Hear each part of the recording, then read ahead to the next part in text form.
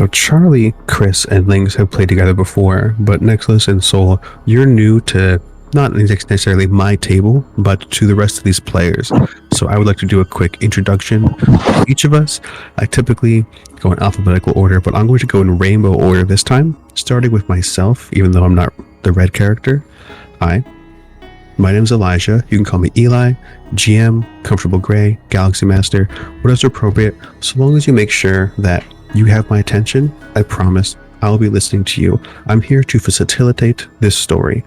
That's my big thing. I've been looking forward to the session a lot. I maybe went a little bit over elegant in some of the effects, but I also had to cut down the plot a little bit to keep it a nice 4-color adventure. Next up, I'm going to ask Brian as Soul Rising. Please tell us about yourself. Hi, I'm Brian. I'll be playing. I forgot the character's on name. Christopher Kahn, also known as Surge. Surge, that's right. Christopher Kahn, known as Surge. Huge comic fan, so I've been looking forward to this game for a while, or any superhero game for that matter. And I can be called Brian or Bri, whatever makes you feel comfortable. Bri and I have been role-playing together since I was a teenager, so it's always a pleasure to have him back. Next up is Nexilus. How's it going? My name is Marty. I am very interested in this. Like, I love the 90s Spider-Man and X-Men cartoons, so this is like right up my alley. I've been playing various systems for going on 20 years now, so always fun to add a new one to the list. Would you like to tell us a little bit about Vincent? Yes. So he is probably like junior, senior high school age. His powers manifested when he was on his dirt bike, which caused an oncoming car to crash into him. He was on the side of the road, which caused the burns that cover a quarter of his body. There's a big burn scar on the one side of his face. Like I was saying, think Prince Zuko from Avatar. But the rest of pretty much the upper torso is also covered, but he tends to keep it under Under Armour and long sleeve shirts around people he's not really familiar with yet. Little brash, a little bit of a mouth on him, hence the taunt. And he goes by Flashbang. I basically took Jubilee and scrubbed the serial numbers off. Went with that kind of skill set. Should be interesting. I think you're going to see a lot of that, filing the serial numbers off in this. I definitely try to get as much inspiration as I could of the story. Yeah. Also noticed just a few. I'm missing fight on the skills list. Should I just add that on there? What's your fight supposed to be? Fight is supposed to be a D6. And then I also, because when I gave you the first one, I had both the persuasion and the taunt listed. That's what it is. I don't think I got a new character sheet. We just had what I forgot to. Yeah, I thought I posted it, but I guess I didn't. So hold on, let me just. The taunt is good. Stealth, I don't. Okay, give me a little bit of a list so I can do that real fast. Let's go on to FSPN 2000. No problem. Sorry. Hi, I'm Chris. I am playing Samantha. Her superhero call sign is X12 2187. She's using her serial number as her superhero name. She's genetically engineered life form. She's sort of a serials number filed off of X23 crossed with Dark Angel.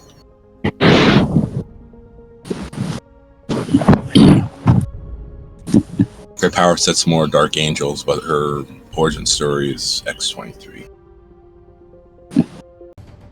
While we're filing serial numbers off, I forgot to mention Surge is probably more analogous to Thunderbird and the Fonz mixed together. So he's not the jerk that he wasn't, that the original character was in the comics, but cool. And I should mention that because Chris was so kind as to generate a bunch of art people, he's going to get 1 extra Benny at the start of the session. Yeah, makes sense. Charlie is next. Okay, my name's Charlie, or Charles. I'm playing Theodore Graham. He is a 87 or 88-year-old psychic. He's had his powers for his entire life, since he was 5, and he's been struggling to control them ever since. My filings, for say, his hero name, he is the Professor, and I basically got his concept off of Mob Psycho and Bane kind of mixed together. Mob Psycho. Yeah. That's a very interesting combination because it's a physical and the mental. Kind of like the mentality of Bane, but like the abilities of Mob Psycho. Yeah, Bane definitely is. He's a genius. Yeah, yeah. All right, Lynx, it's your turn. All right, I go by Lynx. I'm playing Nina, who's a 15-year-old girl who has powers with plants. I didn't actually base her on any superhero that exists. I guess I'm not that big of a superhero fan. I do like Savage Worlds though, so that's why I'm playing. She recently learned to drive thanks to our last adventure. But she pretty much just does plant stuff, a little bit of healing. That's pretty much it for her. Her superhero name is Thornweaver. Nice. Love the name. You can thank ChatGTP for the suggestion. Yeah, there's more AI in this session than there is in most of my games. Well, I have ADHD, so I really struggle with like making decisions. So having something that I can say, hey, give me 10 choices, and then, hey, I like these, give me more based on the ones I like, it just makes it easier for me. Yeah, that makes sense. That works. Perfectly good. And who is not here this time is GM Ben. He was playing Nathan, who is a shy but charismatic shapeshifter. He can only turn into the pets he had when he was a child, but because he won't be here, I just figured I would mention him, and hopefully he will be in the next session. Then with no further ado, everybody, please arm yourselves with pens and shield yourselves with graph paper as we gather around the campfire of our collective imaginations. Here in Chapter 2 of Savage Worlds Adventurers Edition, Gifted Youngsters, Dean Rich Aeleres XV addresses you all through a mental connection. Perhaps you have all become comfortable facing the human forces of our world, but I assure you there are greater threats on the board. You have survived your first semester here at the Academy, and even earned additional accolades for your performance and your potential. However, the foes you'll be facing have been honing their gifts in the crucible of war over a lifetime of adversity. With assistance from Dr. Muscles, I've constructed this danger room to prepare you for a few of the enemies I'm aware of. And then the training program pans across lines of code. The hologram ahead of you flickers, and then there are 2 of them.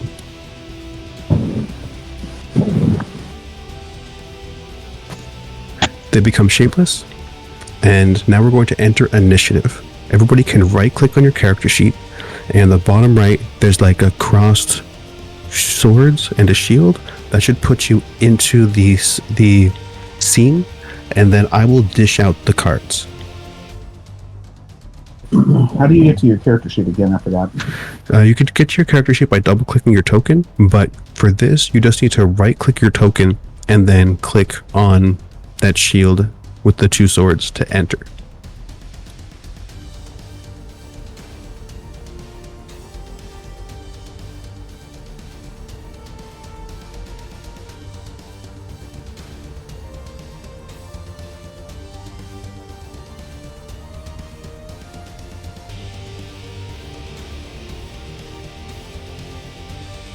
Is that working for you? I'm sorry, I don't see the shield and the two swords. It's not in the character sheet. It's on the token itself. Yeah, on the battle map, if you right click on your token. Oh, okay.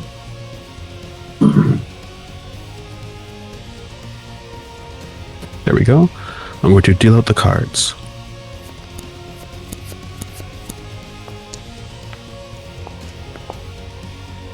It looks like one of you drew a Joker, which gives everybody in your group a Benny. That's a great way to start the session. Nice.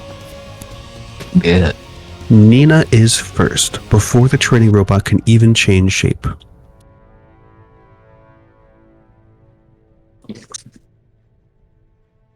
So you said there were two of them? Yeah, you can see the two of them, right? Yeah. What's below us? Is that a motorcycle? That is Samantha's motorcycle. All right. So I get to go first or in any order I want since I got a Joker? Yeah, if you wanted to interrupt anything, you could at no penalty. And you also get a +2 to everything because you drew a Joker. Okay. So now, my bolt ability, I get to do that one as a 0 cost. Which is already calculated, yes. Okay. So then I just roll focus. Make sure to target an enemy, and then roll. Click on the power itself. Okay, focus. That's a hit. You can roll damage. Where do you roll damage at? That should be on the right of the screen. It says training robot hit. Oh, okay. There was no button that said the word damage, which was what I was looking for. No trouble. You hit it. Even with the Joker, your character did not do enough damage to get through the toughness of the robot.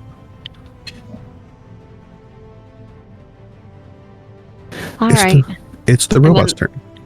Or unless you wanted to move. I wanted to move. Go ahead and move your So- pace. I'm gonna like hide behind Samantha. And that'll be the end.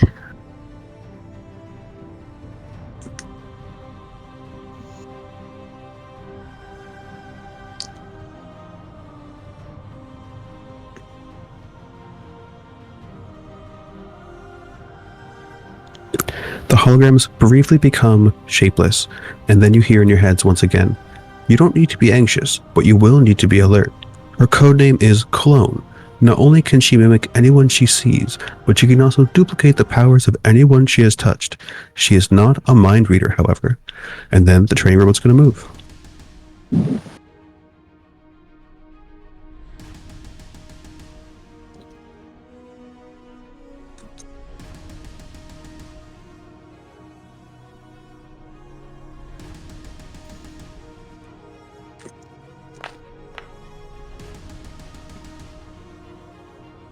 It runs forward, and Clone attempts to siphon power from both Samantha and Surge. They get a raise on both of these to lower your strengths by 2 degrees, which I'm just going to do automatically.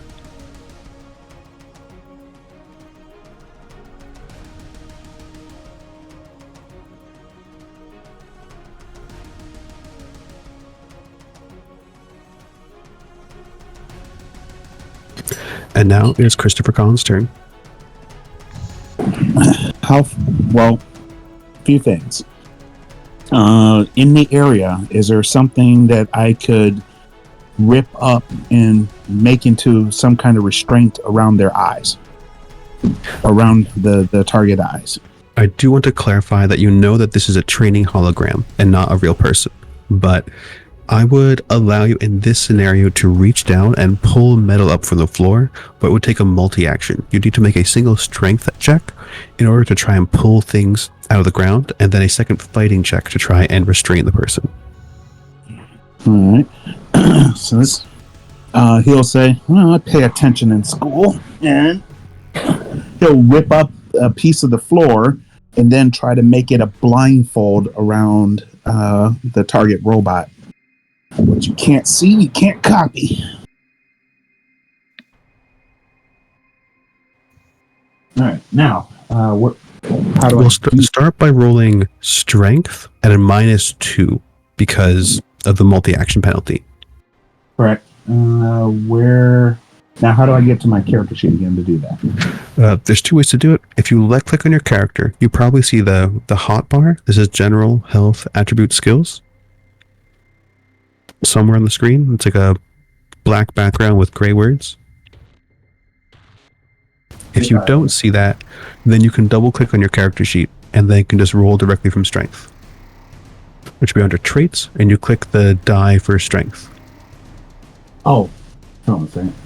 And actually, it looks like it raised your strength instead of lowered it. So hold on, they put you in the wrong direction. Right.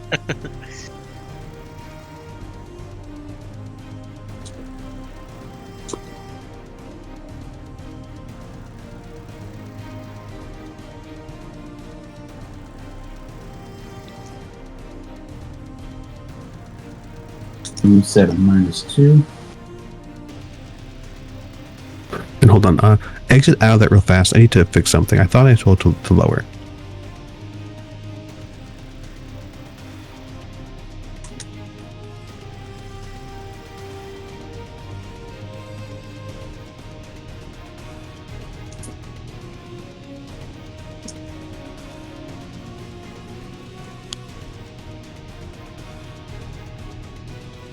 That's better. Okay. So make a strength check. And near when I say choose modifier, I can put a -2 in there, correct? Yes.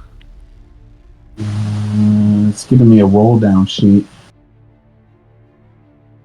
but not an opportunity to put -2 in there.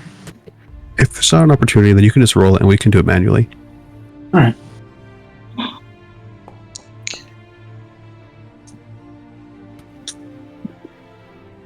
So that +2 turns to a 0, so a 6 is a pass. You do pull up some wires and cables and just like a metal band out, and then Right. you can make a fighting check. Go ahead, target the training robot.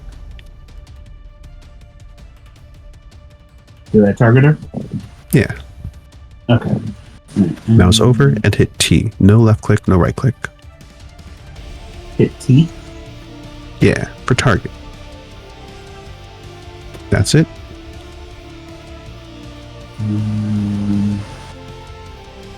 This is a skill check, correct? Correct.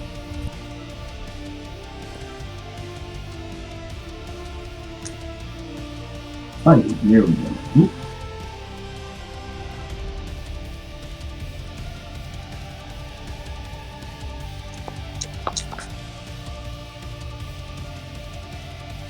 This should also be at a -2, but we're just doing it manually, which does not meet the training robot or clone's parry. And so while you do still have this in your hand, you whip it around and they kind of duck under it. They bob and weave and avoid your attack. I don't know. How does bennies work? Like, could I spin a benny to try the second part again? Absolutely. You can bennies. You can do 4 things with them. 1, you can spend a benny to re-roll. 2nd, you can spend a benny if your character is shaken to just remove the shaking condition. 3, you can spend a benny to shake off a condition. To soak. Like if something does damage to you before you get shaken, you can spend a benny and hopefully avoid all of that by rolling your vigor. 4th, you can spend a benny to modify the scene, and that's something that you can always do. Like if I didn't say something, like if I wanted to pressure you, I could say spend a benny and your character can just pick up something that you can use to potentially bind this person. Instead, I decided to have you make a skill roll. So it's kind of up to me if a skill roll is required, or if you just spend a benny, it will just happen. 2 things that you can do in this setting that you can't always do is you can spend a benny to recover 5 power points, or do a power stunt, which means you're doing something that's beyond your power rank, or not a power your character knows, but is within the descriptions of the powers you currently have. Gotcha. All right. Then I would like to re-roll that attempt. Okay. I think the easiest way is probably just to roll it again.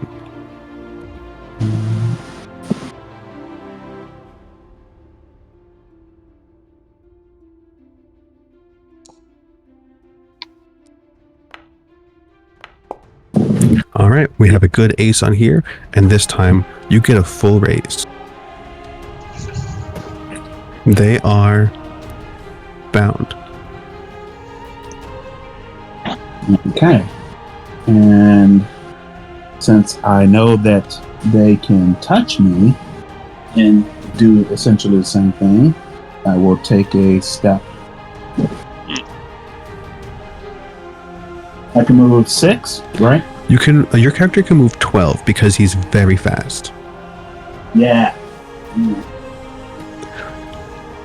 Because this Got it. person is bound, they cannot make a free attack against you, but there are basically attacks of opportunity in this game. You bound them first, so it's a free escape. All right. And I believe that's my turn. Samantha. All right, so I want to boost my focus and move. So if I have the hot bar with the boost, how do I tell it what I want to boost? You just roll boost, you tell me what you want to boost, and I'll do the macro. Okay, I want to boost my focus. Let's roll it. So because you're not making any other actions, it's just straight focus. I'll do that, so I just roll my Roll your power. focus. Oh, the power, okay.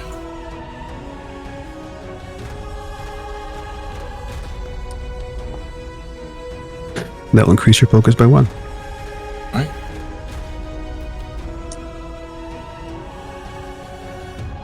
And you can move again because you're next to the training robot. If you leave their reach, they will get an attack of opportunity against you.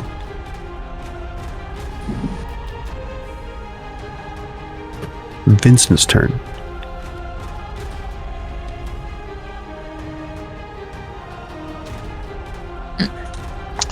All right. So I'm going to. So that one's bound. So what I'm gonna do is the one that's not bound. I am going to attempt to use confusion on it. All right, target it and use the Target power. confusion, and then we focus. The only thing I can really do is add area of effect, so I don't care at the moment for that.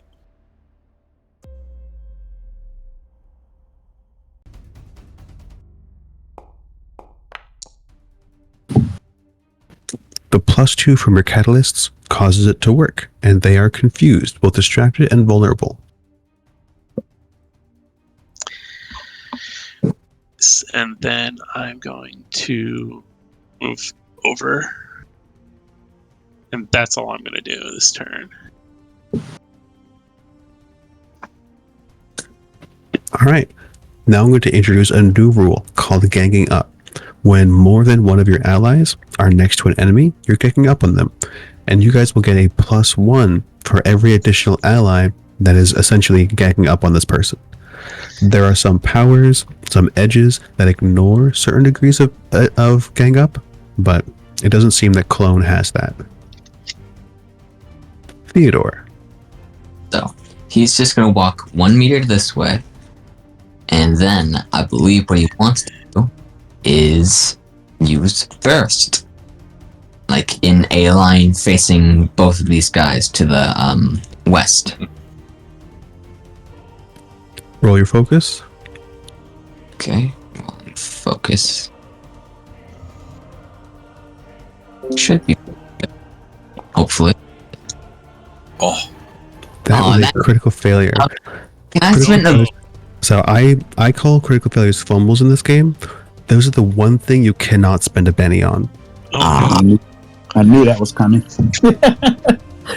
So you specifically cannot recover from a critical failure. Theodore is going to become fatigued, and if he was maintaining other powers, those powers would be lost at this point. You do not spend the power points, however. I was about to do an epic move, just knock both of them down. If it had worked, it was going to be a really good cone. Nice positioning there. You know, you win some, you lose some. Back to the top of initiative. So it just automatically draws new cards for everybody, and Nina is going first again. All right, let's see.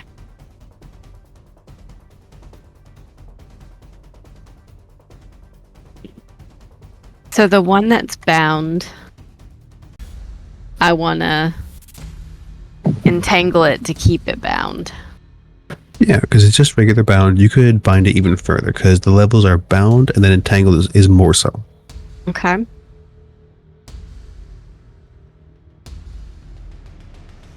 Do I need to move closer first? No, because you're using your power. The range is your smarts die. Okay. So you got a 6-inch range on that. Okay.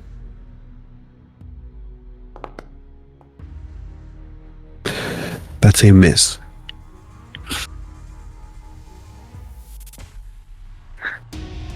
That's a cool effect. I'm glad you like the animation. I will go with the miss on this. Are you moving at all? Just training. No, I'll stay here. Brian, because you got the raise on that, I figured she was bound even further. Oh, cool. Oh, great. Thank you. You're welcome. Yeah, because like the basic one, yeah, she would have been blinded, but now she's blinded and bound. Okay, because I wanted to put her in like a bubble of steel or whatever material is at hand, but that's awesome. All right. It's Theodore's turn. Because he's fatigued, he's going to get a -1 to most of his rolls. Okay. Well, let's just get this done. Let's get this over with. Booyah Kasha. Let's do this one more time. Run it back. Okay. So just one -1. It should be automatic. Yeah, it's already in there. Hopefully. Barely passes. Place the cone, and the beginning of the cone should be on your character. Okay, let me just get the cone. Yeah, measuring tool. Cone. Okay. Just how do I place the cone again? I'm sorry. You click the available templates, you hit the cone, and then you can use the mouse wheel to rotate it, and then you left click so that the narrow end is on your character. Okay. Yeah. That's not a cone. Oh, isn't that like the cone? No, you're in the actual measurement controls. Oh. You should do it from the right, or the same place where you click focus on. Okay. Yeah, let me just delete that again. But yeah, thank you. Yeah, sorry, So my bad. on the right in the chat, it says cone under available templates, Yeah, just rotate that. and you activate. You left clicked it before you rotated it. Okay, I'm sorry. It's been a while since I played, Foundry. It's okay. Go ahead and place it again. We already saw the animation once. It can't hurt to see it again. Yeah,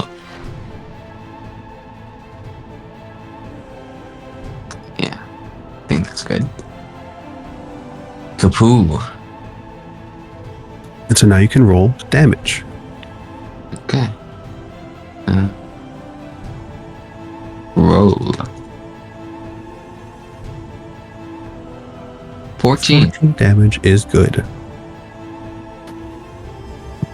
Clone is not as tough as the hologram was. This causes shaken and 2 wounds to clone.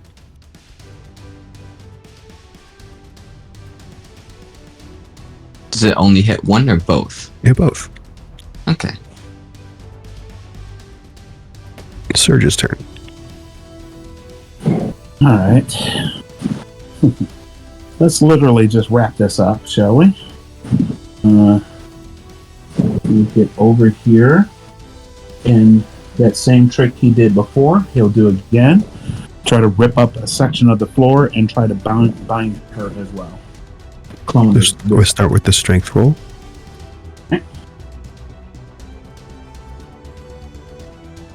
And have I recovered since that last attack, or is it? I'm still at a -2. So the minus to your strength is already on your character sheet. So I haven't recovered yet. You have not recovered yet. I will note that if you had done damage to them, then they would have had to make a smarts check to try and maintain the power. And It's an interesting thing that the +2 shouldn't be there. It should be +0, but like I'm just gonna call it a wash. That means the 3 is not enough to pull things out of the ground. Okay. You could try that again if you wanted to, but because you already declared you're making 2 actions this round, you can't do any more actions. Yeah, let's try that again.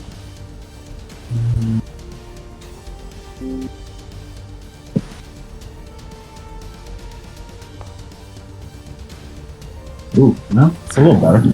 5 is better. The target number is 4 almost every time, so you do manage to pull out another amount of debris, and you probably hear like muffled screams from the outside from Dr. Muscle saying, "No, I worked so hard on that."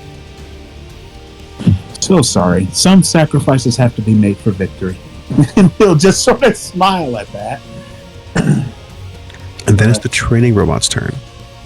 Hold on a second. Let me move away from her since like I said. This one is not bound, so you will risk an attack of opportunity if you do that. Okay, never mind. That's right. All right. Go ahead. Sure. So this one is going to change shape again.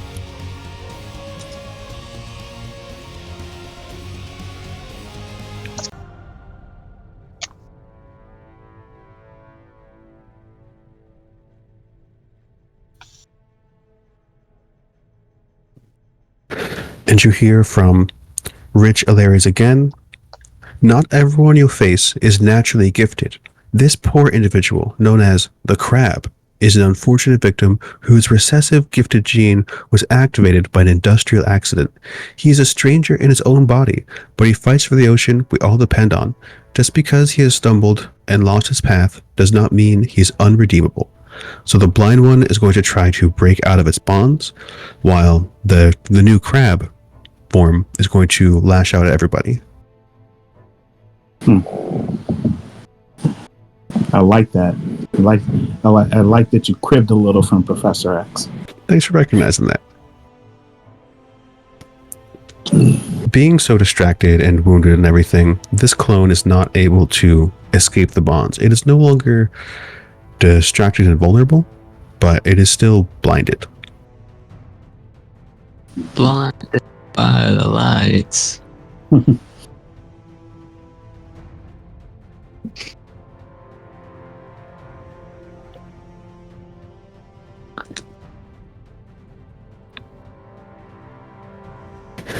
And then he is going to try to give a wicked pinch to Theodore and Serge, to the professor and Serge.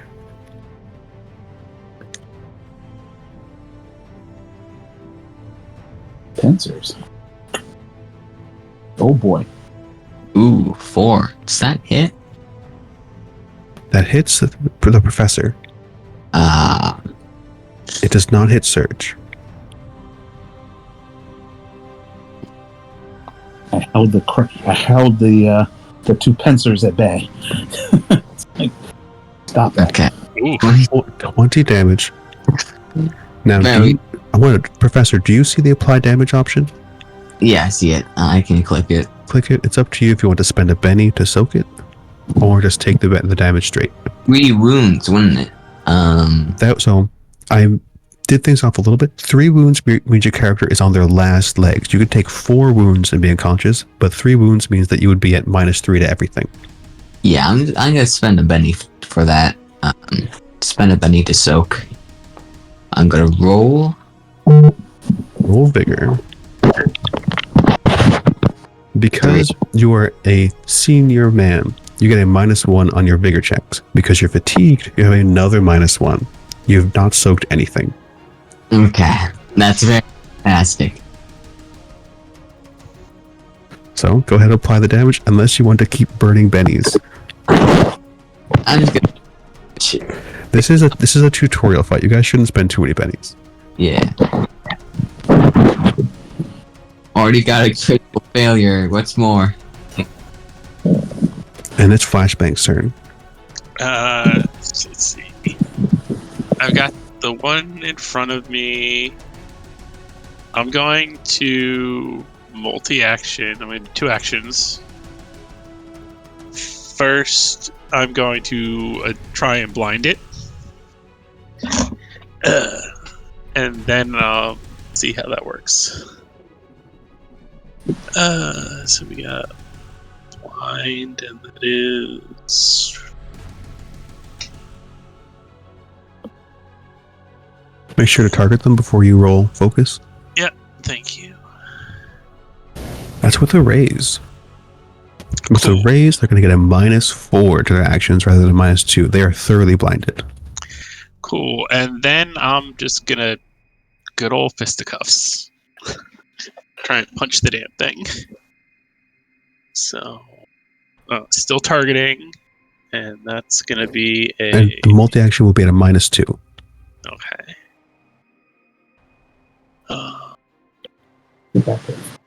And it's unarmed attack is your weapon.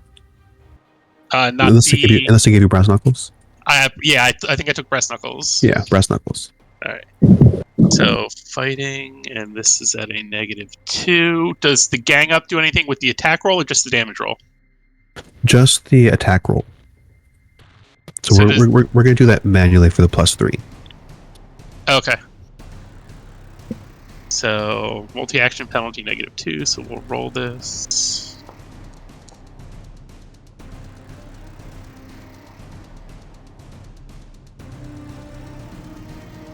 With the gang up, that is a hit. The crab's Okay. parry is a 9. Okay. So Now you can roll damage. Yes. That's weird. I guess just roll the dice. Okay. What am I rolling? It's a D6 and a D4. 6 and a D4.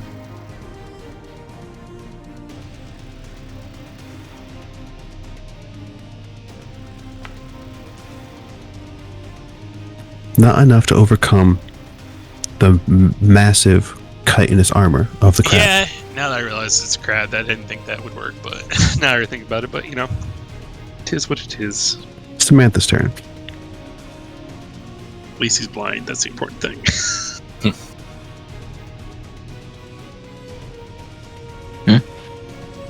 Alright, I'm gonna boost fight.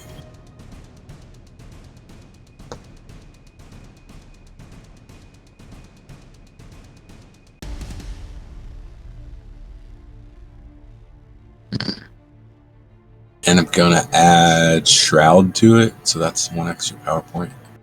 Yes.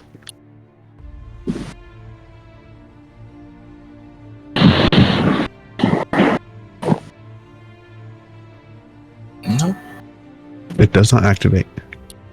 I'm gonna spend my Benny to reroll. Can you remind me how I spend the Benny again? For things like this, you see on the bottom right of your roll, there's a little circle next to like the curvy arrow. I see it. Reroll, spend it back. You do get 1 boost to your fight.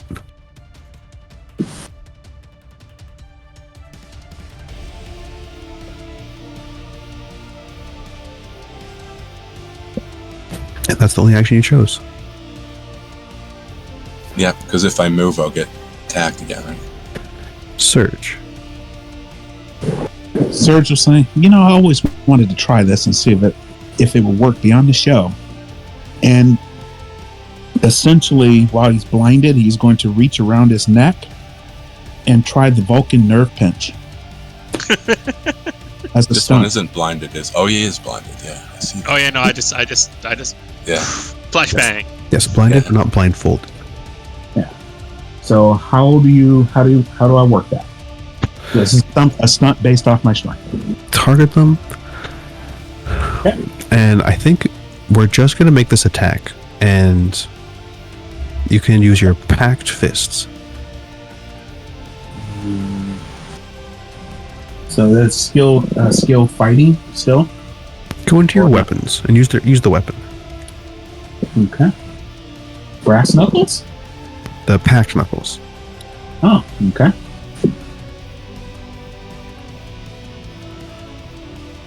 And then on the right, you can roll fighting. It's in the chat.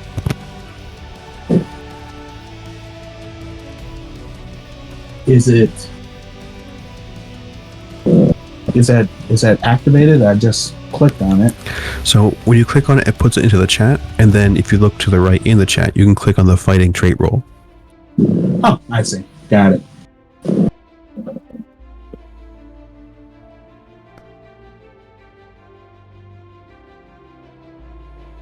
Being so blinded, that does barely hit the crab. He's flailing. These big, massive claws make it very hard to land a good strike, but you do hit. Roll the damage now. There we go. Uh-oh. Something's missing. Something's missing.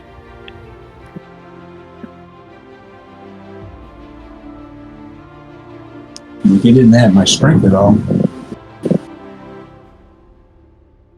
Oh, wait a minute. Hold on. Let me try this.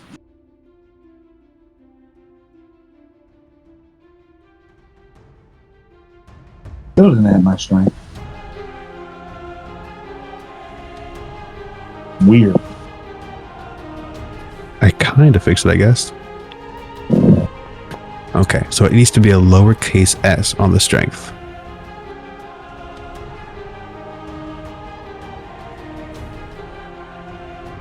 Anyway, with the Just love wounds, case sensitivity. yes, totally sensitive to exactly what I put in, and therefore, with the wounds, the chitin is a bit battered around already. Therefore, you do shake them. It's not enough to put them unconscious, though, but just shaking. Correct. You have caused them to have difficulty to act on the next round. Okay. Just maybe I just didn't find the right spot yet, but I'll get there. Good to know that it works. So this one hologram is still shaken. The other one, however, is going to change, and you hear Dean Aeleres again. Additionally are the twins, Hellcat and Worthing Dervish. The former is weird, and the latter is fast. You would be careful not to underestimate them. Their powers are even greater than their leader, Tempest, but he still commands them, as he understands how to leverage their abilities as a group, better than any of them do individually. Hellcat does have vulnerability to silver, however. Her sister is not so easily subdued. Her weakness is psychological. She is easily provoked. And the blindfolded clone duplicates and then shapeshifts.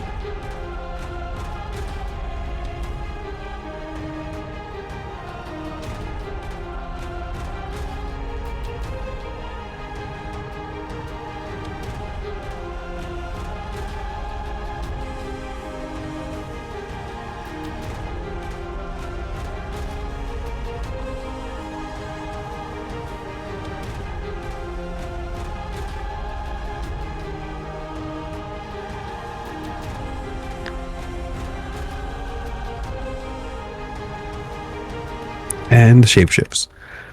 Now, the crab did not manage to shake off their shaken condition. However, the other two that were just manifested, I'll mention are still injured, are going to act. Whirling Dervish is even faster than Surge. They're going to whip around between Surge and Flashbang, and then make a sweeping attack.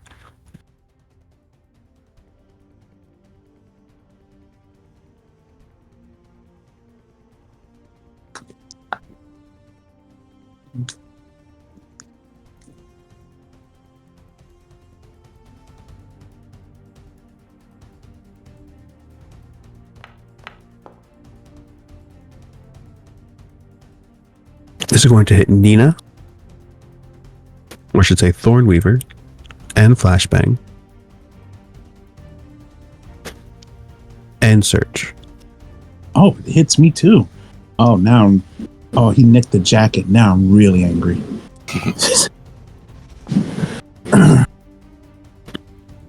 And that's 15 damage to the three of you.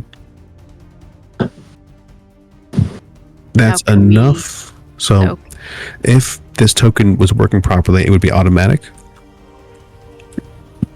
Instead, it has to be, I'm doing it kind of manually. So, say Surge's toughness is 11, including the heavy battle armor. And that means it's a soak. Sorry, 1 shaken, 1 wound. And then for Vincent, toughness is 12, so that's just the shaken condition. For Thornweaver, also 12, just the shaken condition. If you have the shaken condition, the general advice is wait until your turn before you spend a Benny to get rid of it, because you might get rid of it automatically at the start of your turn. Otherwise, you can spend a Benny at any time. So you guys can all put at least the shaken condition on your character sheet.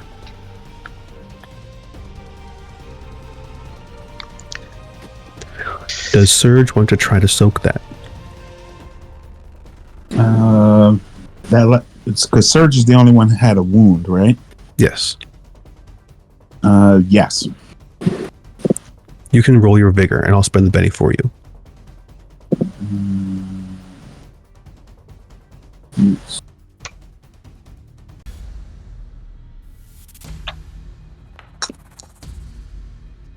You reduced it to just shaken. Okay. So if you double click on your character sheet, to the right of your wounds is shaken, distracted, stunned, entangled, bound. On the traits tab, just click on shaken. All right. How do you get to? I guess now I really need to know. How do I get to my character sheet? Double click on your token On the in the battle map. or on the character sheet, or on the battlefield. Yes, and that should open your character sheet. There we go. Okay. So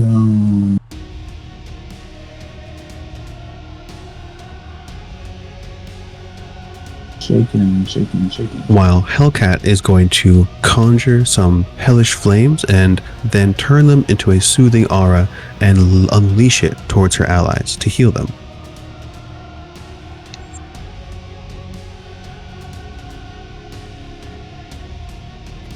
Three. Because of her wounds, it does not work. She's going to spend a Benny to reroll.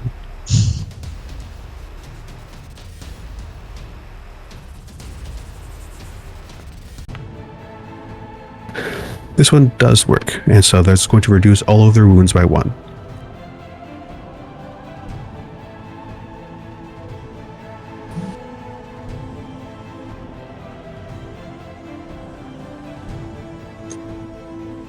The professor's turn. Okay. You have removed your shaken condition automatically. That is fantastic. He's gonna kind of smirk underneath his mask and say, "Not too clever. You have fallen for my trap." And he moves that way, and what I believe he's trying to do is use his burst and use it sideways. I think you're going to need to spend an extra power point here to not hit your allies. Okay. Yeah, I can. Roll focus first, because if it doesn't go off, you don't spend it anyway. Yeah. Shot. Go. 2 for the money. 6. It activates. The PP cost will be 3. Place the cone. Let me go. And I have subtracted the PowerPoint cost. Okay. There you go. Come.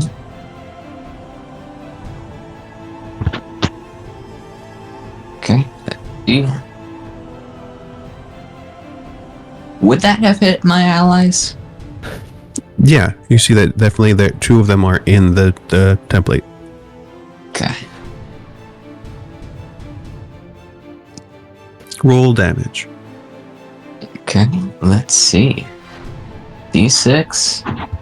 And Tempest is a speedster, so they're going to attempt to evade this. Even though this is not an ability that can normally be evaded, they defy the laws of physics.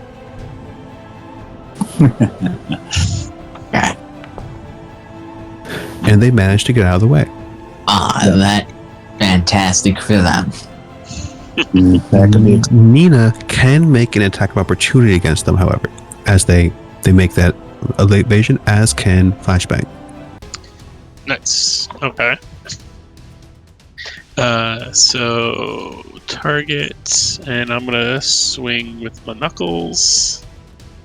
Do you need to change that to the lowercase s on my knuckles? Or does that, yeah. Let me do it just in case. Okay. I put the add on them, but I guess I forgot the brass knuckles. Try now. Okay, so brass knuckles, and I'm targeting, so roll the fighting.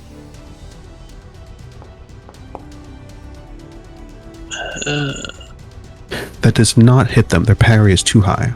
Fair enough. All right, so I'm gonna try as well.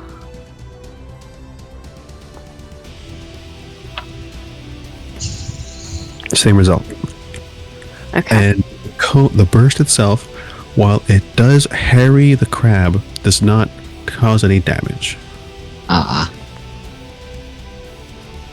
Nina is no longer shaken. Okay. So I want to move way over here. And then I am going to heal the professor. Thank you kindly.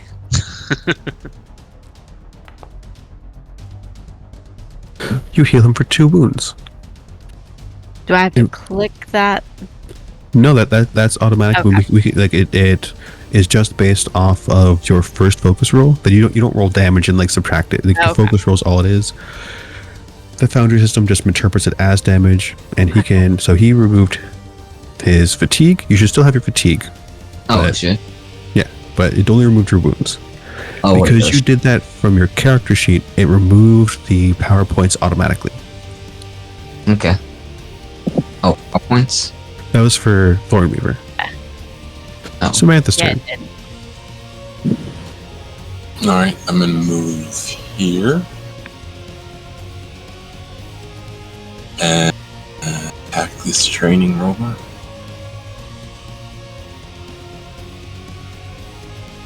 You would have 1 gang up on Whirling Dervish, but again, it's a speedster, probably not easy to gang up on. You would have 2 gang up on the crab. Or 3 gang up, actually, because it flashbang too. Oh, okay. So gang up on the crab. And I think we are going to put the +3 into that. It looks like it's going to be easier. So real quick, I have the healer edge, so it's supposed to add +2 to all my healing rolls, whether natural or magical. So what Good is call. that? We just put the +2. That would actually have healed the 9. final wound. Okay. No, wait, that's right. It would have. So it would I'm not be- sure why it gave you a raise. Maybe because you rolled Maybe 7. it calculated it. It just didn't add it. Yeah, it looks like it calculated, but we couldn't see it. Okay. Just wanted to check. Good call. Always be asking questions. And with Samantha, go ahead.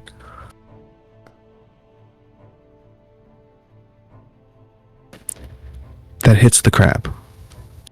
It's better to hit your weapon than the fighting skill itself. Oh, okay. Go ahead, roll your weapon again so we can see that sweet animation. Can I put my weapon on the hotbar? It Or do I should just have be. to click it in the sheet? It should be in your hotbar under weapons. You have a dagger/knife. I just have the fighting skill. I don't have the dagger for some reason. I said it doesn't say general, health, attributes, skills, or are you looking at your character sheet? No, I Or- was looking at in the hot slots at the bottom. It's in my character sheet. I don't know, like when you click on your character, another bar should show up that says general, health, attributes, skills, powers, and weapons. So right click. When your token is left clicked, Oh, left click. Okay, it's clicked. did anything pop up? No. Hit escape and then click again. Escape. Click again. No. Strange. Well, I can see it for me, so I'll put it up. And then you can hit fighting. On the right. I already did roll fighting, But this way we'll see the animation and then you can roll okay. the damage. okay.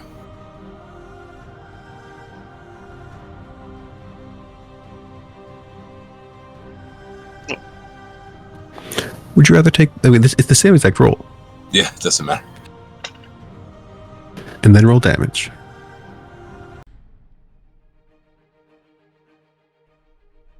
if I click on this formula on my character sheet, to roll damage. Yes.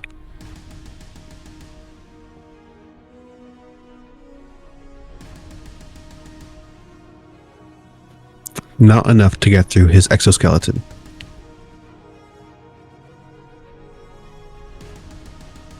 Flashbang's turn. You are no longer shaken. Okay. That is good. Alright.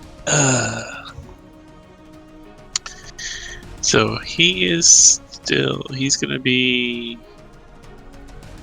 He's blinded until the end of... Until his turn. I'm gonna see if I can get a confusion on the other two.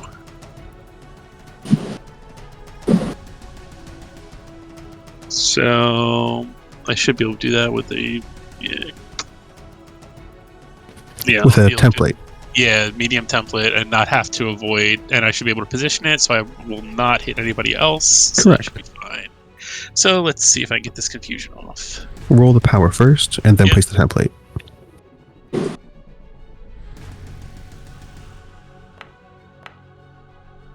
With a raise. Okay. So it's going to cost 2 power points for the medium blast template. I'll subtract that for you. Okay. And Place your medium blast template. I can put it right there to not get anybody. And a whole bunch of swirly lights in front of all their eyes go. Woo-hoo-hoo. They are distracted and vulnerable. If they fail a smarts roll at -2 because you're raised. Yep.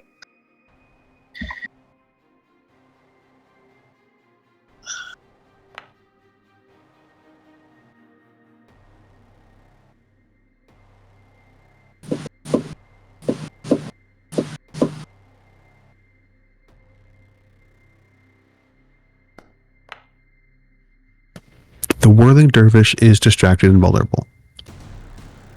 Okay. It seems Hellcat is resistant to this type of thing. That's fine because the dervish was harder to hit anyway, it seemed. So This is going to be the last round of this tutorial combat. Samantha's turn. Was I skipped? Were you skipped? I believe I was. I didn't get it. I remember we were troubleshooting your damage. Oh, right. Okay. I Samantha's must have turn. been. Alright, so if this is the last round, I won't bother boosting strength to try to overcome my weakness. I'll just attack again. I was able to drag the dagger knife macro onto the hotbar, so maybe Alright, cool. This one. It's strange that you can't see the hot key bar.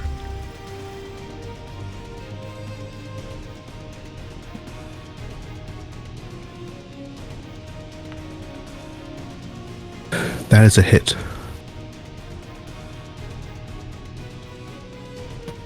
And then click the green training robot hit damage.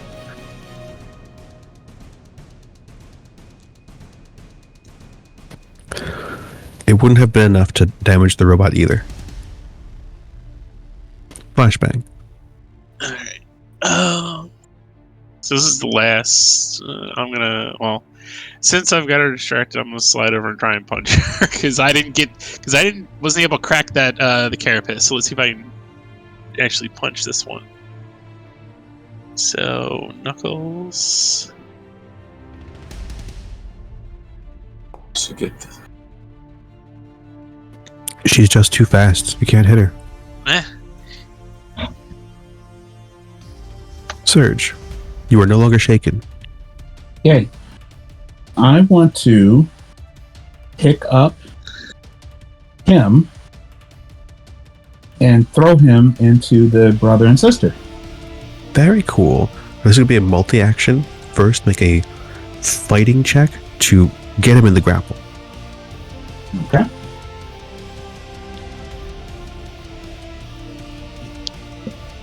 So did that calculate in the vulnerable with that as well, or no? It wasn't. Or... The vulnerable didn't affect on you. It affected her parry. What's going on is this token got broken because they kept changing its shape.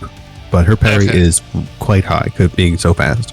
Okay, I didn't know. Yeah, I didn't know how it was affecting the roll, so I didn't see the +2 on it. Do you want to spend a Benny to reroll that? You can just re-roll it. That was terrible.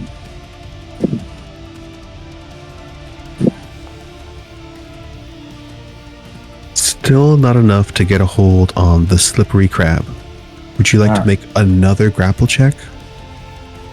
Then I wouldn't be able to throw him, wouldn't I? But he would still be restrained in a certain way. Sure, I'm gonna do that. Unless you want to just try to wallop him. No. I mean, it's the last round, so I just wallop him. Use your packed knuckles.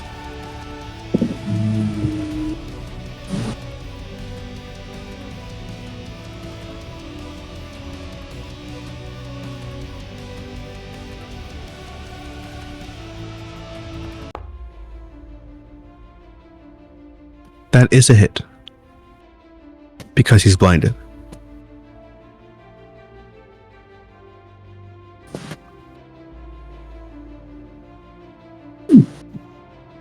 And after he was healed, it was not enough to damage him anymore. Okay.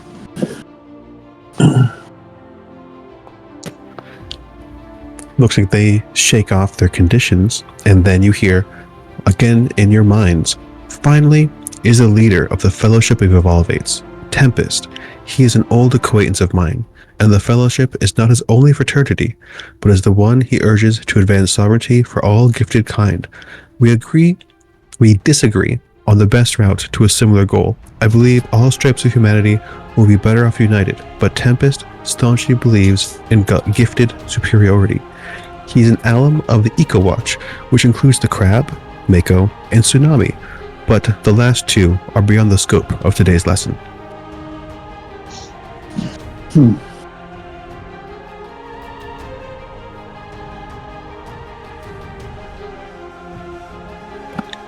Starting with Hellcat, they're going to use Blast to try and affect you guys.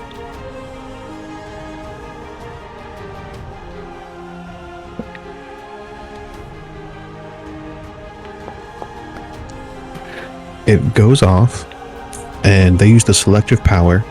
So Samantha,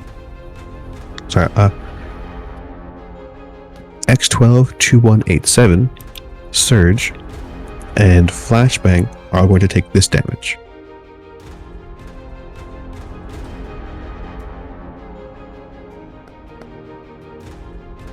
Only 8. I don't think that affects any of you with your battle armor.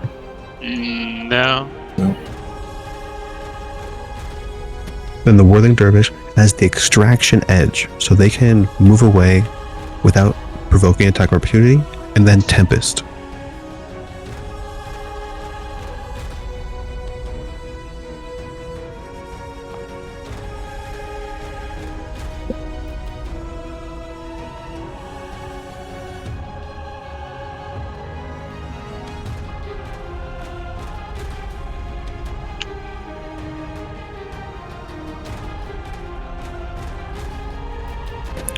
Tempest creates a whirlwind that affects the Professor, Thornweaver, X, Surge, and Flashbang. All of you are going to be thrown back.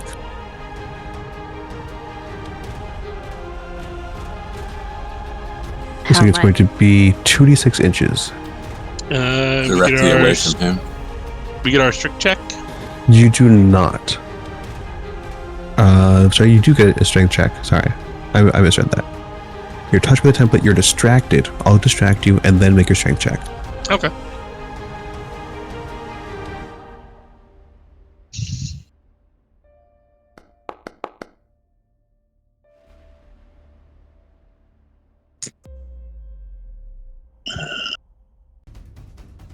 So Surge resists it.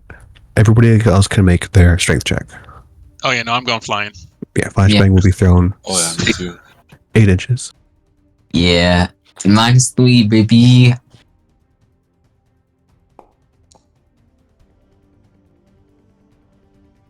Samantha holds still. There's a lot of dice. Almost spicy.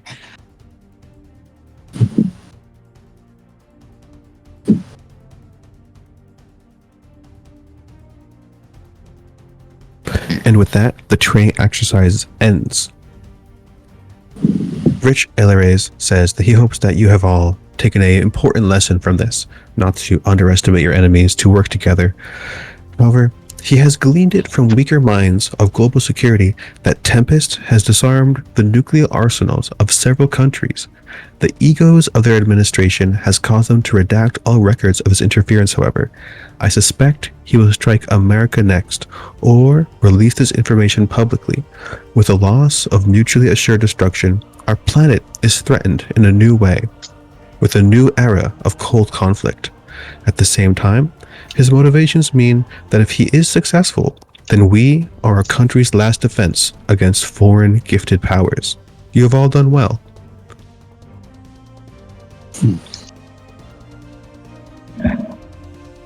The holograms disappear. And what was Samantha saying? We got our butts kicked. I know. We did? Who could have guessed? I don't see it that way. No, So- no. In time, we would have gotten the upper hand. I have cataracts, so I didn't see us get defeated at all. Always the silver lining with you. Yeah. Tangleweave. I'm curious. One on one, bet I'd beat Tempest. It's inevitable. Could you create vines to entangle your opponents, especially that quick one? I can, if I roll high enough. Says, next time we meet him, you wrap him up, I'll put him to sleep. Just get them all looped together so I can blast them to Kingdom Come. I have now brought everybody back to your base stats, no wounds or anything like that, because you are given a chance to rest. I'm putting you at your Benny's +1 because of the early Joker pulled. Okay.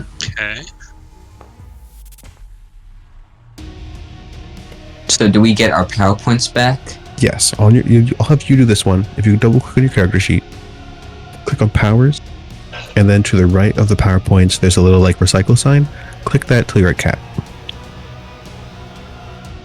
Okay. So will we get downtime in between the mission? We're not going to get proper downtime. The thing is that Dean Aeleres is going to say, "You have all done well. I think it is time to celebrate before the summer ends. Today is Aeleres' birthday. No pun intended, but I think your presence will be gift enough." Yeah.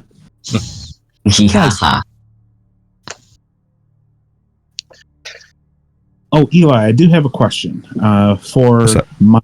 For my boost, is that a static thing that's on my sheet, or is that a power I can activate? That's a power you can use to increase any of your traits. Yeah, that's what I Ooh. was using at the beginning of the combat. Ooh. Better if you can do it before you're in melee range, though. Now, if you do it, does that count as a multiple action? So if I wanted to boost, Correct. pick up him, and then throw him into three people, that's like, or two other people, that's like 3 actions. Exactly. And 3 actions is the maximum you can do in 1 round. Okay. I'm having So- a small graphical glitch, so ask me your questions as I try and fix this for my spectator bot. I was Yeah. going to ask a quick question. Do you guys want me to post my cheat sheet of everyone's name and Foundry name and Discord name and character name and superhero name? Sure. Okay.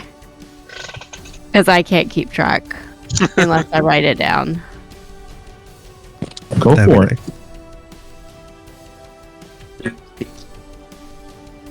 All right. Hopefully everything's spelled correctly.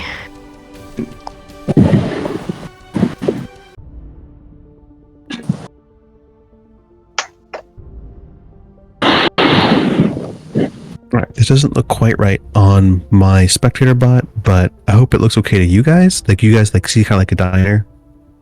Yeah, outside of a diner, yeah.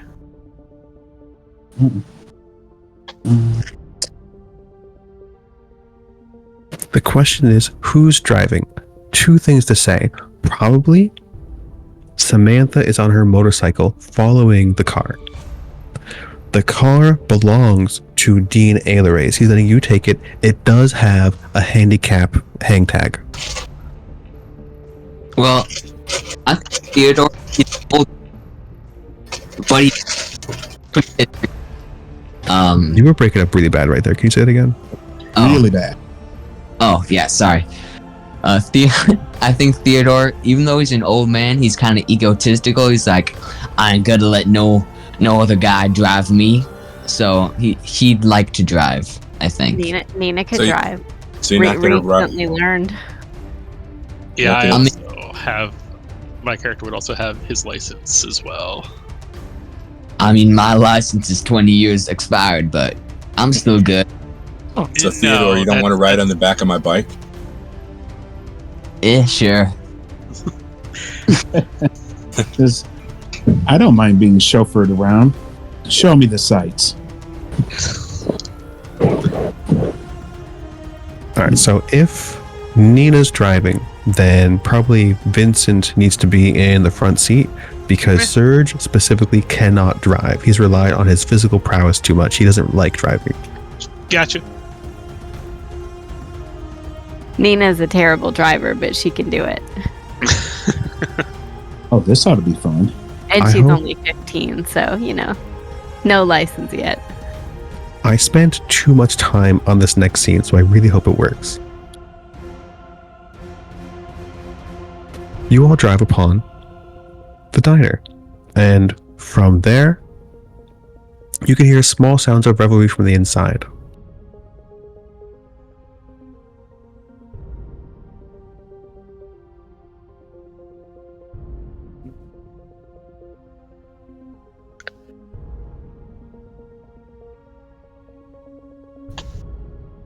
I hope that was smooth. It was. Yeah. We're good. All right.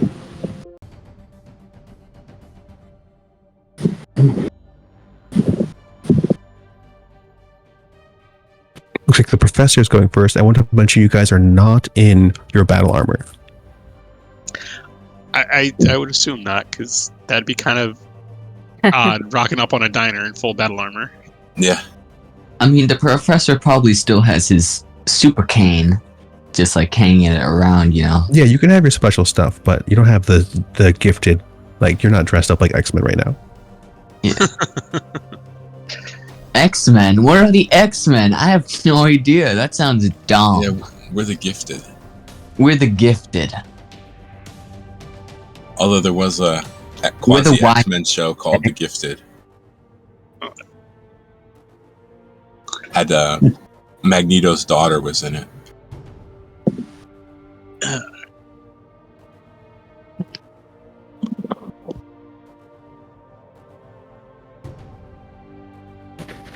And from the inside, on the left, you can actually see Eyeliner and Esper. Again, they're not dressed in their battle gear. Just I didn't take the time to give them civilian clothing. Valid. So you go in, it's a diner. Like there are only a few other patrons in here.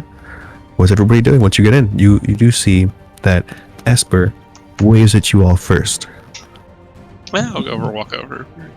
Yeah. Dude, jig on over. Kind of fit where we can, I guess. So they're in a booth? They are in a booth. We'll say that the table extends out to the north of the booth.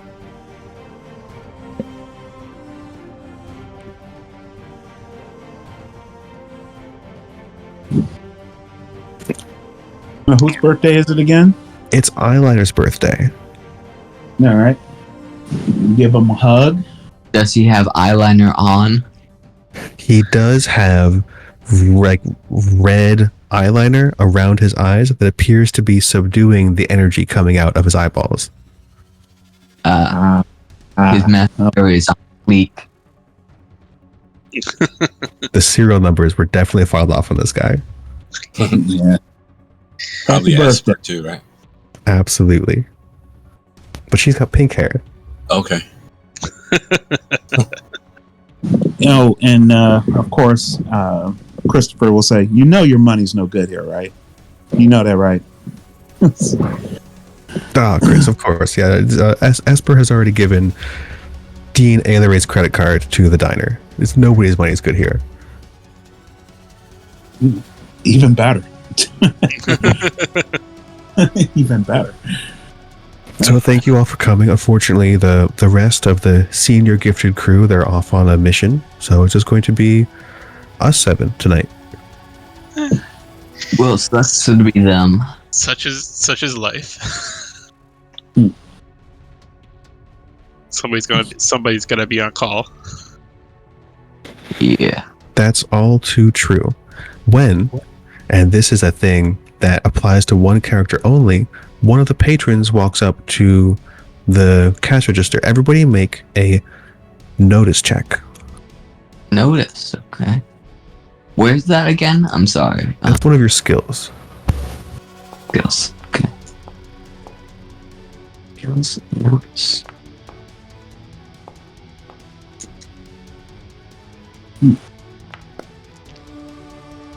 Oh. 2.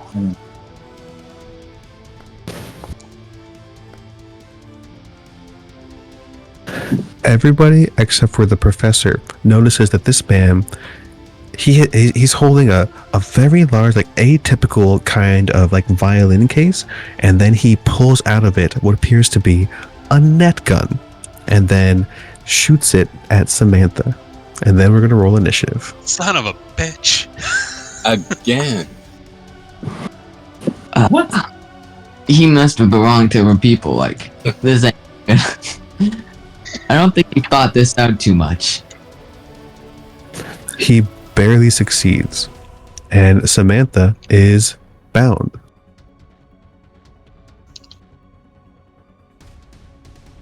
Go ahead, right click on your characters and enter combat mode. Oh, there we go. Okay.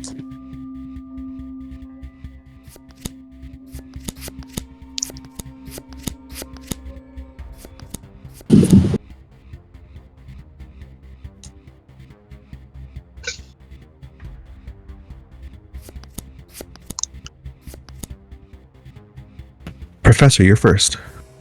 Okie dokie. So, I think I want to do 2 things.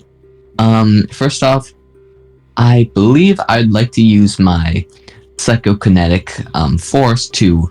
Is it like a harpoon gun that's like attached to the gun? Like it's a rope? Or did it just like fire at it? It looks like a tripod you put a camera on, and then he pulls a trigger on it, and a person-sized net launched out of it and wrapped around Samantha. Okay. So he can't like pull on it and like bring it back to him? Right, there is not an additional line. Okay. That was what I was thinking. Because if it was like that, I was... Okay. So what I think I'm going to do is I'm going to use Havoc. Oh wait, someone's calling me. I need to do something. Sorry. Just 1 second. The professor is holding his action. Curious. How come the lineup didn't pop up again? Yeah. If you actually click on the combat carousel, on the bottom left of that column is the combat carousel itself. There we go. Can you explain that one more time?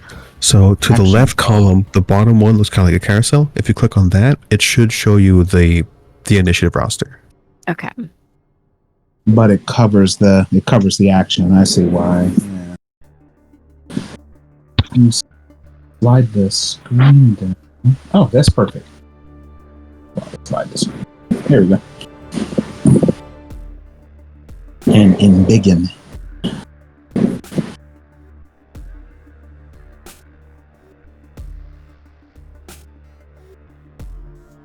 Okay, I'm back.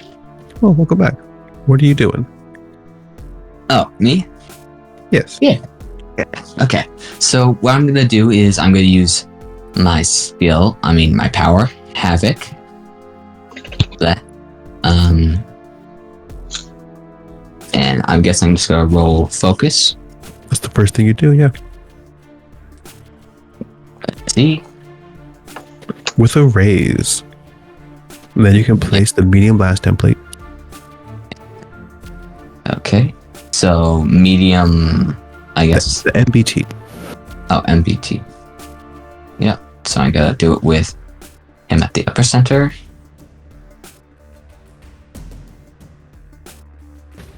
If he's at the center, he's going to make a strength check first. Is that- You might want At a to -4. drag it down a little bit.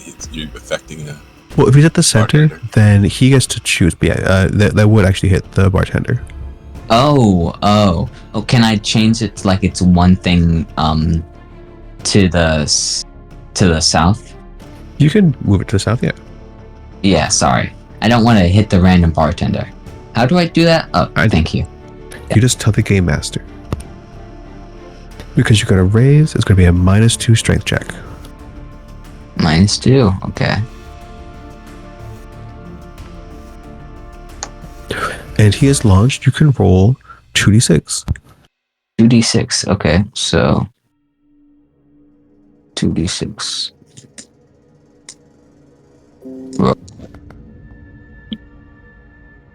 7 inches to the north, he's going to hit a wall, which means you're going to roll 2d4 damage.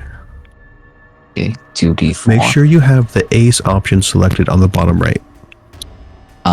Ace, okay. Roll. One of those was a 4, and your ace didn't work, so roll another d4. Roll another d4, okay. I don't know why the ace didn't activate. That's a d6, my friend. Oh, that's a d6. I'm dumb. Sorry. It's okay. That's a So that's 6 damage. That So just his puppet, he's shaken.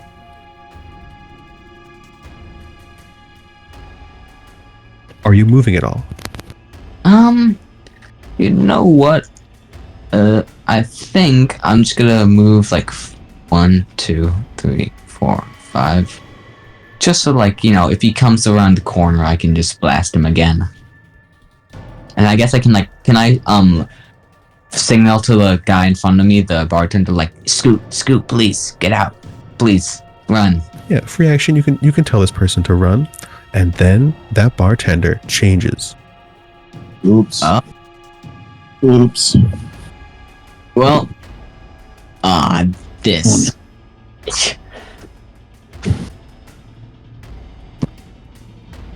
It's time for them to die. Whoa, But not whoa, just the bartender. Easy on the death. They have betrayed my trust, okay? I'm a very trusting person. They're gonna get an ass whooping. The full belt experience. All of these clones give up their disguises and then say, I don't know who that man was, but he's given up the ruse. And they say this in the same time, same voice. And they're going to advance to essentially do their own actions against different people. So one's going to approach Theodore, one's going to go towards Serge, and another one is going to close the door.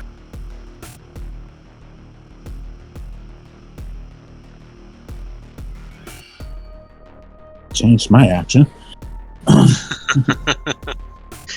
I was going to get Thornweaver out of the net by whipping it, but this is a more pressing problem. Thornweaver's not in the net. It's No. X12. Yeah. Or X12. I get X12 out of the net, but You do the punchy. I'll do the removal. Both of you feel the focus start to leave your bodies as they make a single slap on you, and it reverberates in some gifted aspect of your mind, making it harder to access your powers. I have focus anyway. It's just balancing the scales.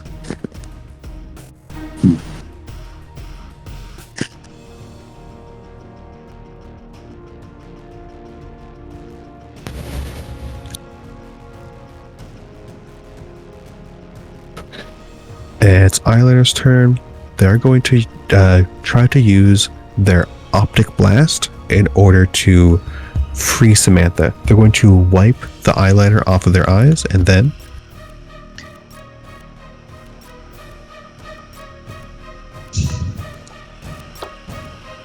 they blast the bindings off of you with great control. Oh, Nice shot. yeah, very much so. Oh, remind me never to play you in pool.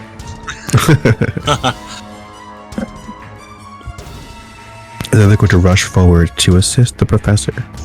Flashback. I can So that for real easy. I'm technically in the far, so I'm stuck in the booth at the moment. You're going to have to move up around the booth. If you want to jump over the booth, make an athletics check as a part of your movement. Okay, that I might do.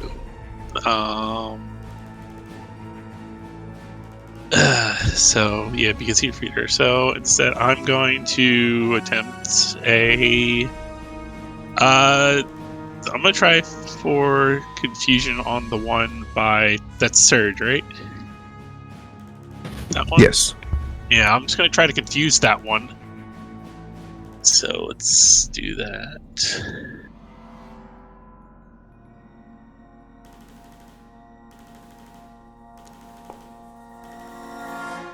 I don't know why the confuse came out as an arrow, but I'm going to accept that, and you do use the confuse power properly. Okay. So then that's a smarts roll. I did not get a raise, so just a smarts roll.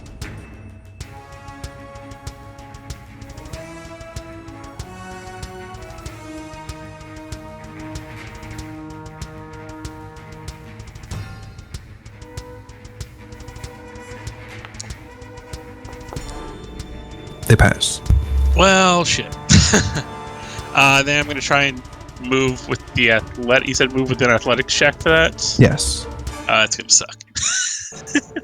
Unless you want to just move north through your allies, kind of push through Samantha.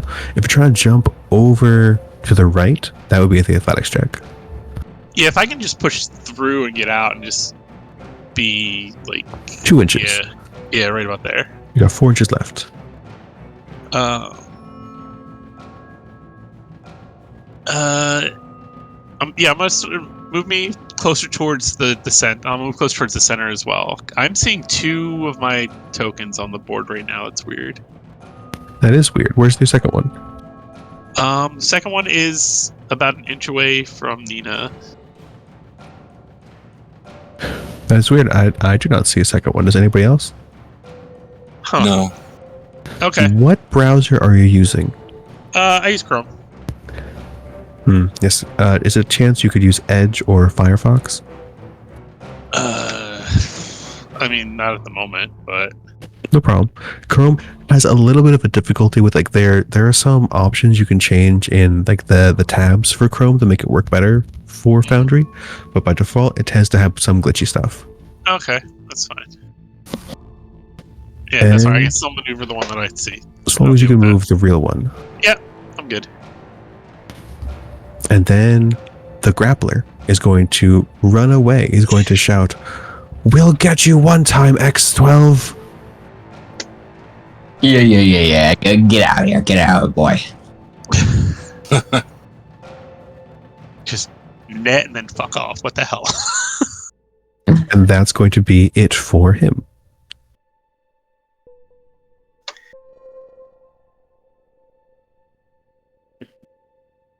Next up is Esper. Esper is going to try to connect all of your minds.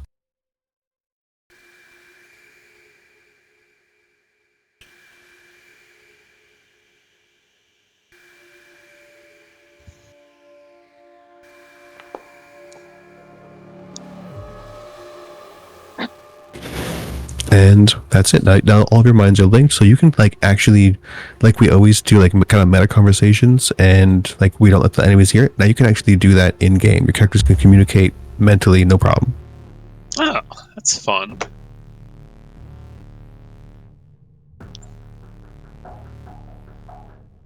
The only downside is that if any of you suffer a wound, you'll need to make a smarts. Everybody needs to make a smarts roll.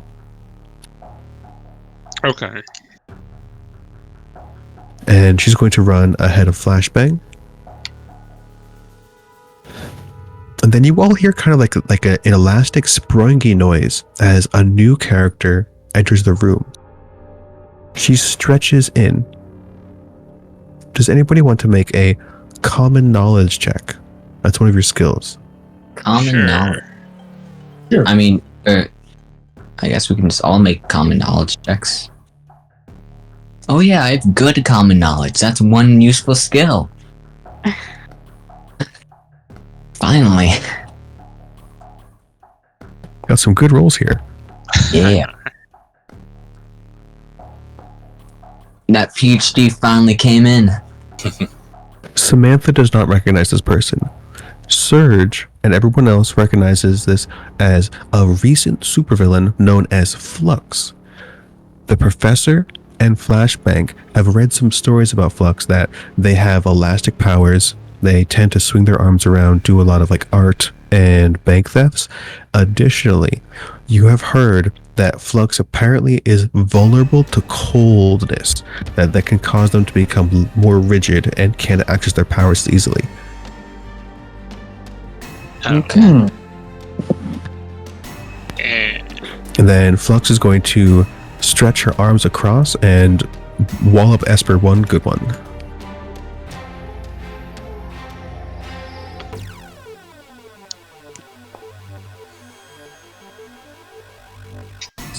I have a question. After this combat, are we going to have a little break? We're gonna have a real life break, yes. Yeah, thank you.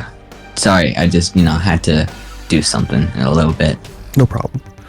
Alright, Esper's going to re-roll that. So Flux is going to re-roll that with a Benny.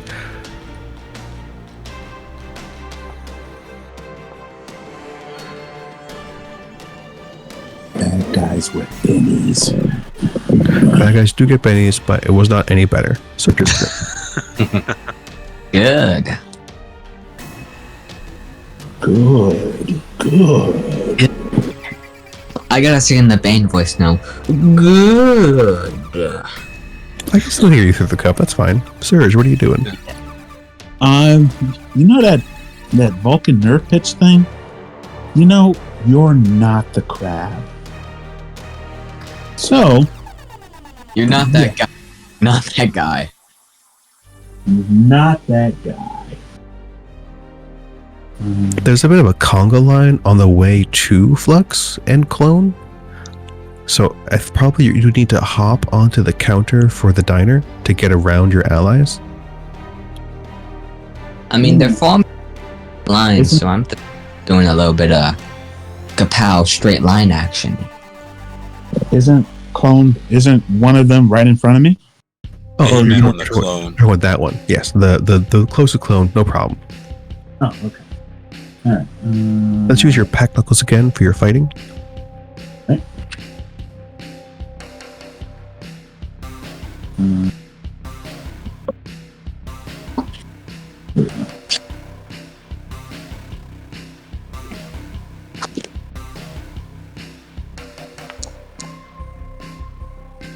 That's a miss. Clone is a slippery and experienced combatant.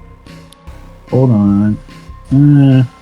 I don't have a Benny on that one. I want to reroll. Go ahead, hit the fighting again. I'll spend your Benny.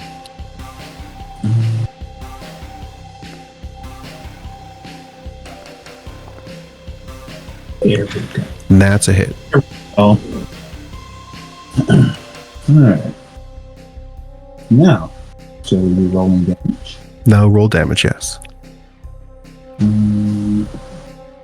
Unfortunately, I don't see the damage thing on here anymore.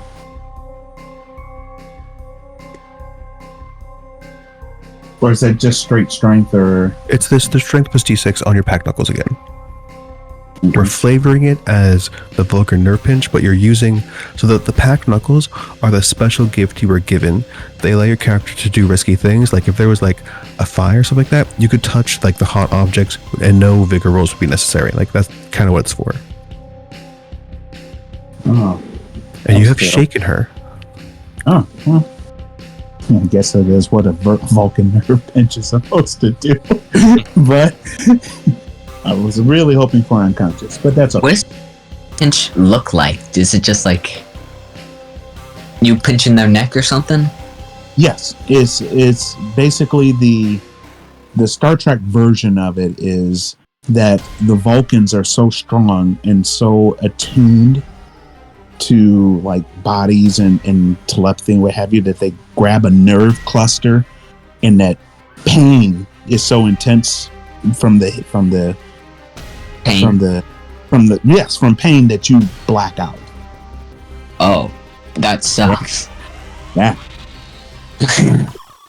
It's worth noting that all of the clones go stiff as you put your pinch on her.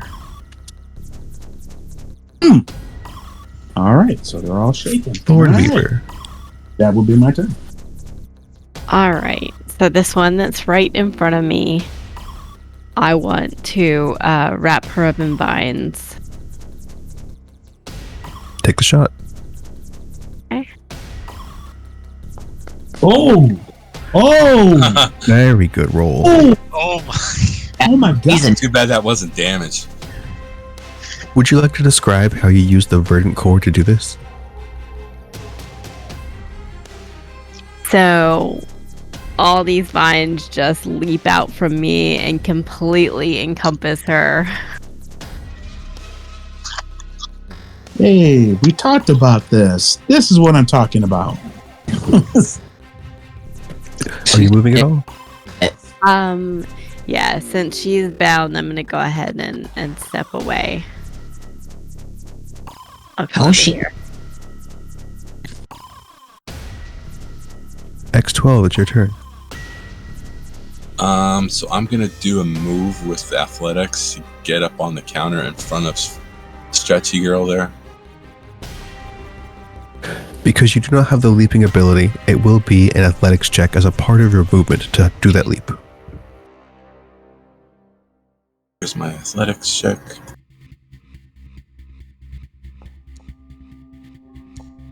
You make the jump.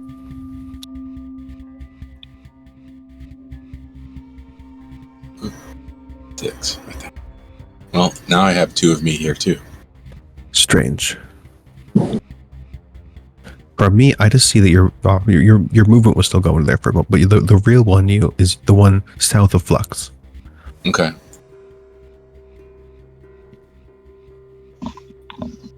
Target Flux.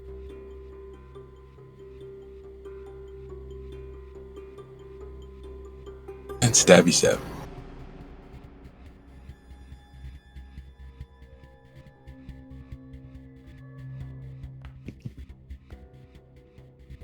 Miss.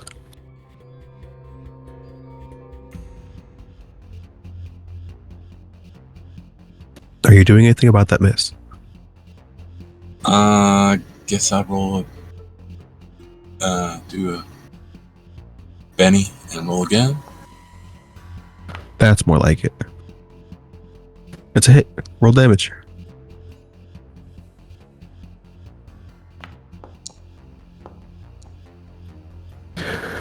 You shake Flux.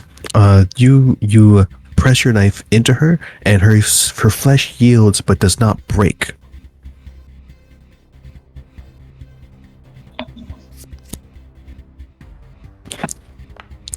All of you get a Benny because Eyeliner got a Joker this turn. Oh wow. So did Samantha. And Samantha also got a Joker, but it was of a lower suit. So Eyeliner will still go first. Eyeliner puts his hand on the professor's shoulder. His eyes are shut tight, and he says, "Duck." He waits just one beat, and then he opens his eyes. I guess he ducks. I mean, Not gonna stand up. Theodore stands up in defiance.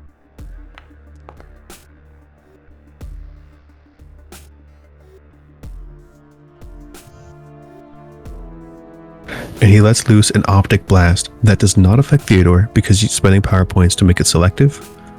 Nice. I like that. I like that effect. That was cool. Thank you.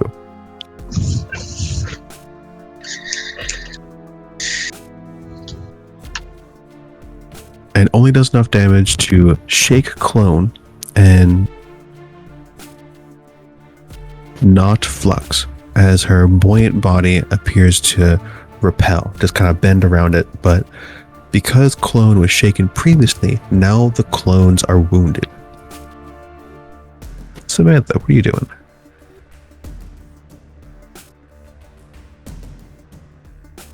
I'm going to boost fighting.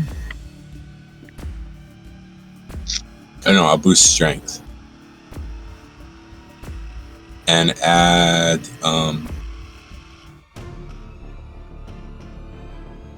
what should I add?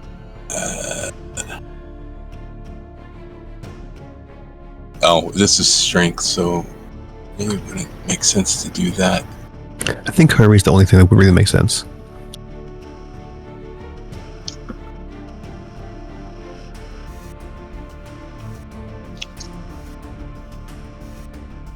Oh, I don't need that, so I'm not going to add anything.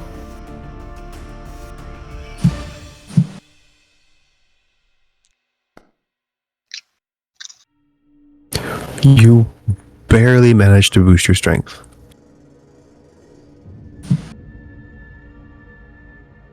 And then I'll stab again. If you were stabbing, that should have been at a -2.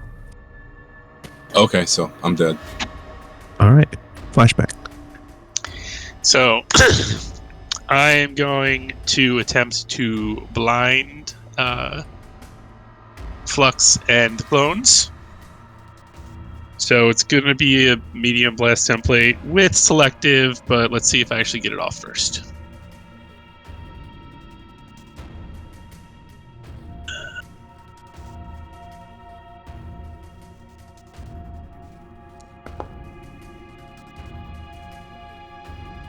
You get it off with a raise. Nice. So then I'm gonna use the medium blast templates, and I'm doing selective to avoid my allies. I've subtracted the 4 power points for that. Okay.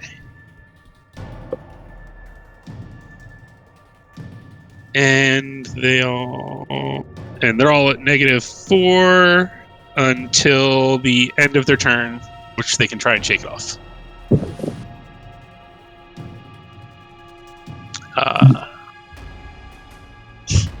Lights out, bitches! Thornweaver, it's your turn. I would like to spend a Benny to make the vines that are entangling the one clone sprout thorns and do damage to her. I feel like you don't need to spend a Bendy for that. Because it was from Verdant Core, you can just use the Bolt power. Okay.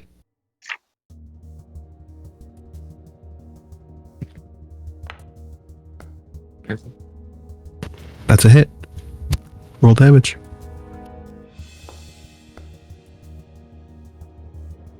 Another wound. You hear...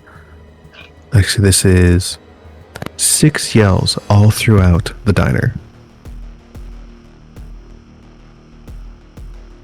6 yells. 6 So people yell. Even people that don't look like clones right now. Well, some of them are inside of the kitchen. Oh, gotcha. Yeah. Is Thornweaver moving? Yeah, I'll move one closer here. And that'll be it. Surge. Surge will say, I like my clones shaken, not stirred. And basically, he will boost his strength and then shake that ball to do damage to her on the inside, almost as if it was like a pinball and she's stuck in a pinball, and just start rolling it around, batting it from side to side. All right, this is a synergy rule. You're going to get a +2 to your fighting check. Use your pack knuckles. All right. What about the boost? Do I have to roll anything for that? What do you mean you were using the boost power as well? Yes. All right, so that's going to negate. So it's going to be boost at -2. However, because the clones subdued your focus powers, it's going to be at a -4 total. Meaning you would need to ace it. It's very difficult for your character to find the focus to use his powers right now. Okay. Whew.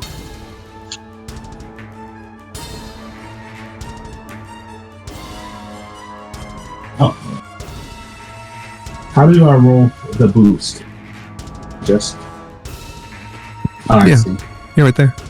Roll focus. -4. -4.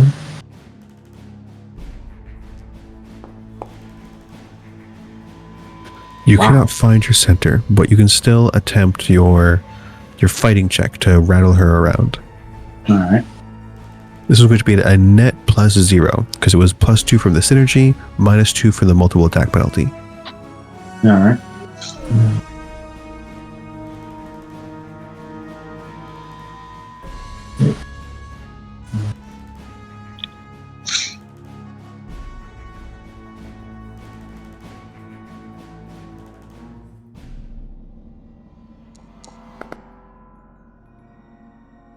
As a hit. You can roll your damage. This will be the +2 also. Energy.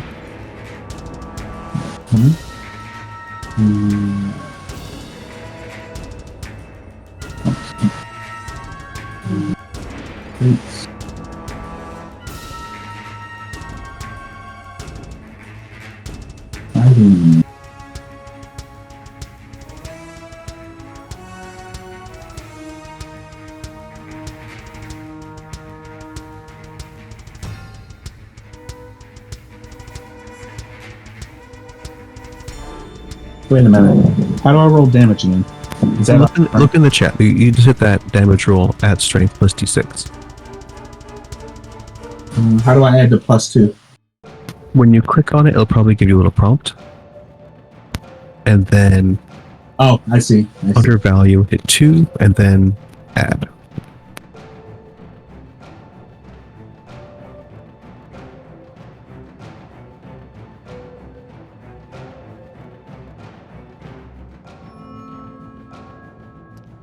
Here we go. And then all of the clones vanish. With a small scream, they poof out as these are not the original clone. Of course not.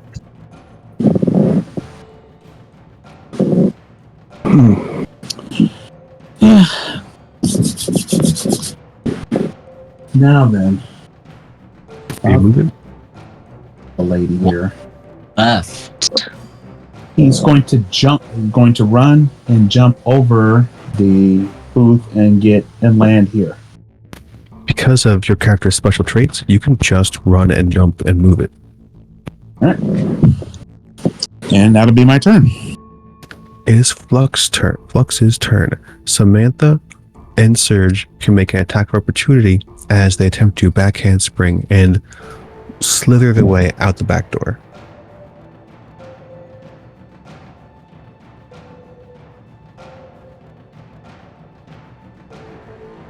Do we get a +1 for flanking or anything? You get a +1 gang up bonus. Okay. Make sure to target her and then use your weapons. Oh. Hold on. Close. Target there. There we go. X12 hits with a raise.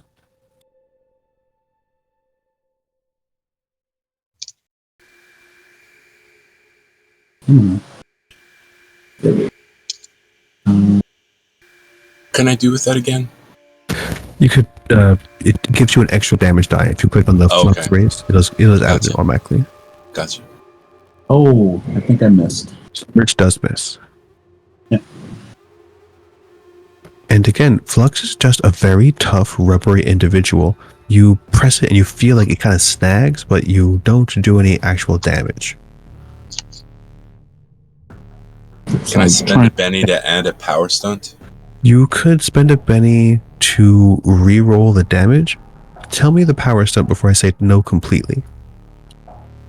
Gonna shove her through the backwards through the door, like the aimed knockback from the power stunt PDF.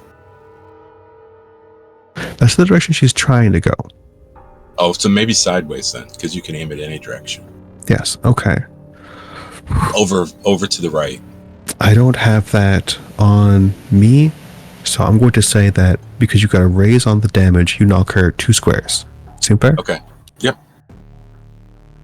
So instead of damage, you kind of get your knife in there for leverage, and then you just like push kick Flux into that direction. And then Flux is going to attempt to focus for her power.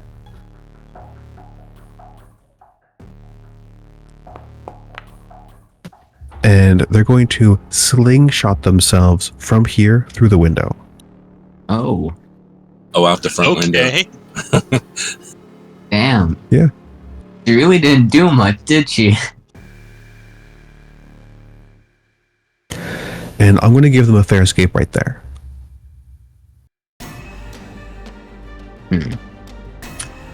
Wait a second.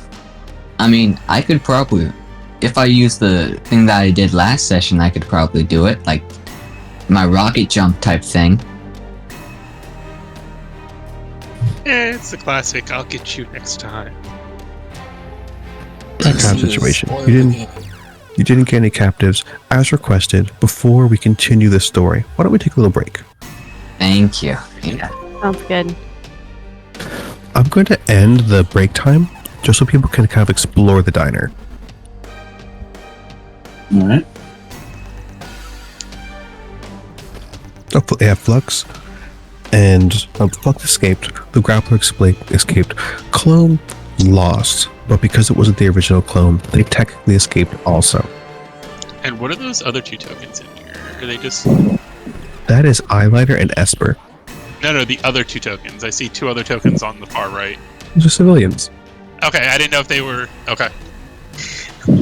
All right. They are cowering in the corner. All right, Professor. How did they know we were here? This was a setup. I'll roleplay on his behalf, and I was going to make a common knowledge check.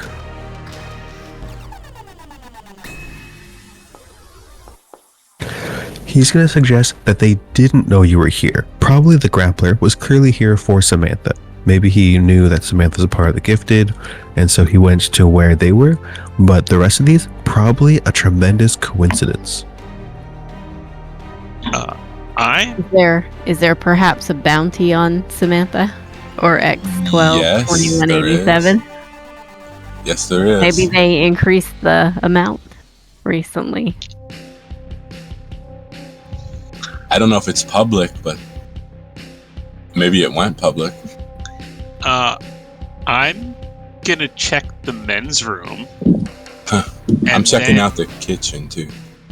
And then possibly take a walk all the way around the building just to make sure nobody's still out there. Go ahead and move your token into the men's room. That's the door straight ahead from you. There appears to be a boy at the urinal. That combat only took like 30 seconds. Okay. I'm just gonna check the stall. I'm gonna knock Vincent, please make a notice check. Okay. Samantha notices that the kitchen is suspiciously empty without all the clones here. Samantha, also make a notice check. Oh, I don't see shit. You don't notice anything new.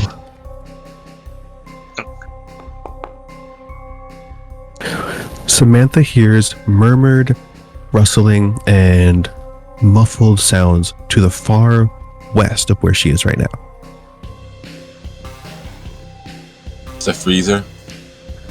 There does appear to be another room. What happened to my character? Disappeared. Are the muffled sounds coming out of the closed door or the open door? They're coming out of the closed door. You can't see the Surge anymore? Yeah, I can't see Surge anymore. Did that fix it? Nope. I see a cook inside here. Did you click on a different token? Did that fix it? Yeah. Yes, okay, so Samantha sees two bound people, one cook and one server, bound in this room. Are they do they have gags on too? They do. Duct tape. Okay, I'll take off I'll cut the bindings and let them take off their own duct tape. And they when you cut the bindings, you hear a huge sigh of relief from both of them, and then they kind of spit and lick their lips as you remove the duct tape and say, "Thank you so much for saving us. Oh, we don't know what happened. This woman came in, and then she came in again. We thought she was pentuplets."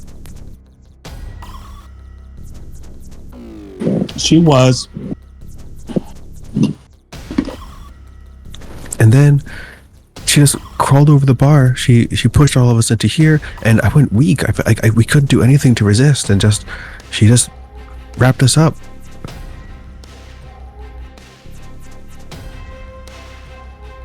Do you have anyone else with her?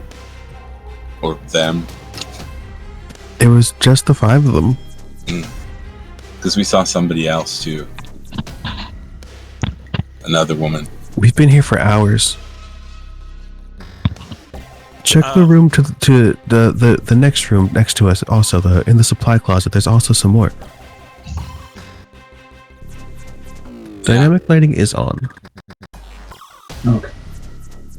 I'll let these guys out too. Cut their ropes. Yeah, you can free them. All good. Where's the closet? Found it already. It was right here. Okay. Because they said search something else, and it maybe had more hostages, that kind of thing. You have found these 4 hostages. What did you see up here? Anything? You see it's outside. Yes, the outside. You see just a bunch of footprints and skid marks, as though a vehicle had pulled away quickly. Direction does it appear to have gone? North? I'm going to say it went northeast. It went on the road east, and then you can see that it turned north, but that's probably where it's going to end, where it stops skidding. Sorry, I'm back. Welcome back. We were just doing some soft role play. Okay. Were you guys interrogating people? We're rescuing people. Rescuing the hostages. They're locked up in the supply closet. Okay, let me, get up there. So does I it guess look like the kitchen's been tampered with? Like, what did the clones do the whole time these people were, bound and gagged in the supply rooms? They were doing their job. Actually, they were doing a really good job as a line cook assembly. I guess if you have clones, that would be easy. I imagine their coordination was dead on. I mean, they're the same person. Before they changed back to their form, did they look like these people? Exactly. They cloned these captives.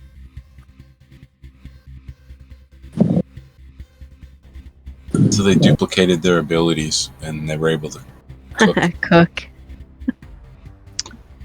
Makes Maybe sense. Clone's already a really good cook. You don't know. No, being a fascist, racist supervillain, it takes time. You get bored. They needed some downtime activity, right? Yeah, we were not the only one to get downtime.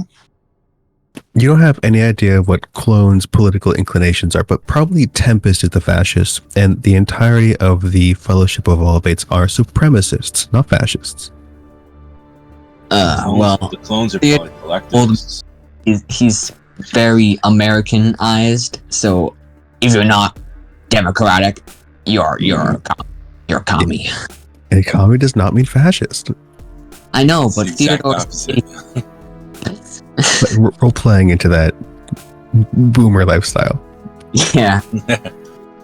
He lived in like the Cold War era, so he's like, Is he a boomer or greatest generation? He I was mean- great To have been generation. in World War II? He's really Oh. old.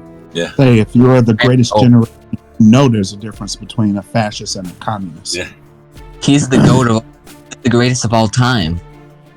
He's probably very young for greatest generation, if he is, Yeah. because like those people are very old right now. Yes, yeah, they are. He just lies Yeah. about his age. Maybe his power But he just would have makes.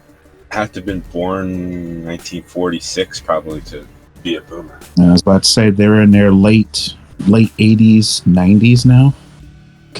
I mean, his age doesn't really matter. He's an old man. We can just retcon it. Well, no, 80 whatever is fine. Ew. Unless you really wanted to be a boomer. His age is immaterial. Queen Elizabeth. He's always been here. All right. In your minds, you will receive a ping from Rich Aeleres XV. He says that he felt your distress. Everybody, please return to the school immediately. And Eyeliner is going to hop into the front seat. Esper will hop into the back seat. I assume that Samantha is going to take her motorbike. Yep, and someone else can come with me if they don't all fit. Yeah. So we're I hopped get on. like you. Okay. And also distress. We were kicking their asses. Uh-oh, Cerebro. Any sort of fight is going to cause some sort of distress anyway. Yep. It's not Cerebro, it's Cortico. Portico. It's lights out. I don't see a thing. The limbic. Does the professor already know that the hit squad was out to get Samantha again? If you ask him, he will say yes. Yeah. He felt that Samantha was subdued for a moment, quite unusual. And can Surge see things now? Yes. All right, cool. Hey, Aeleres, I always had a question. If you're so psychically powerful, why don't you just fly instead of going in a wheelchair? Because I'm a telepath, not a telekinetic. So you're a lamer version of me. You noted. I'll make sure to remember that in your annual review, Professor. Uh-oh. Yeah. You're not paying me enough for me to care. This is a school salary. You don't have tenure yet. I worked at Harvard, man. A lot of places will hire me. This is charity work. Like most of your equipment, Rich Aeleres explains, Cortico is an invention of Dr. Muscles. She made it to amplify the brainwaves of its users. This enhances many gifts, even yours, professors, but mine in particular. He tells you all that he hasn't just felt distress from you, but he has felt distress from many locations across the United States. He feels that there is a tremendous threat that the Fellowship of Evolvates is presenting. Unfortunately, they're doing this from multiple fronts. I'm going to give it up to you where you want to go. And if you want to, you can commune with Cortico yourselves. I'm down for that. Which area would seem to be which areas would be the greatest threat? That's where we should go. I've identified multiple areas, and you see a display right here. I assume everybody sees the United States map. Mm-hmm. Yeah. And several asterisks. The white asterisks are airfields, the green asterisks are land fields, and the blue asterisks are sea fields. He's essentially telling you that these are where the United States keeps its nuclear arsenals. I suspect that this is where Tempest is going to be beginning his frontal assault on the next location. The question is, where do all of you think it's going to be? And this is going to be a gather information for the rest of this session. We're not going to have time for another action bit, but you guys can do like role playing and kind of like do some things to try to figure out where you think he's going to strike. So where's the where do you school? think the biggest amount of nukes are? Oh, Wyoming, Montana, out that way, probably. I mean, real life anyway, but Yeah, real life. But the school is between New Jersey and New York. okay. Yeah. So like So we Newark got area. fine. This campus probably costs a lot of money. More like the Sussex area. Oh, okay.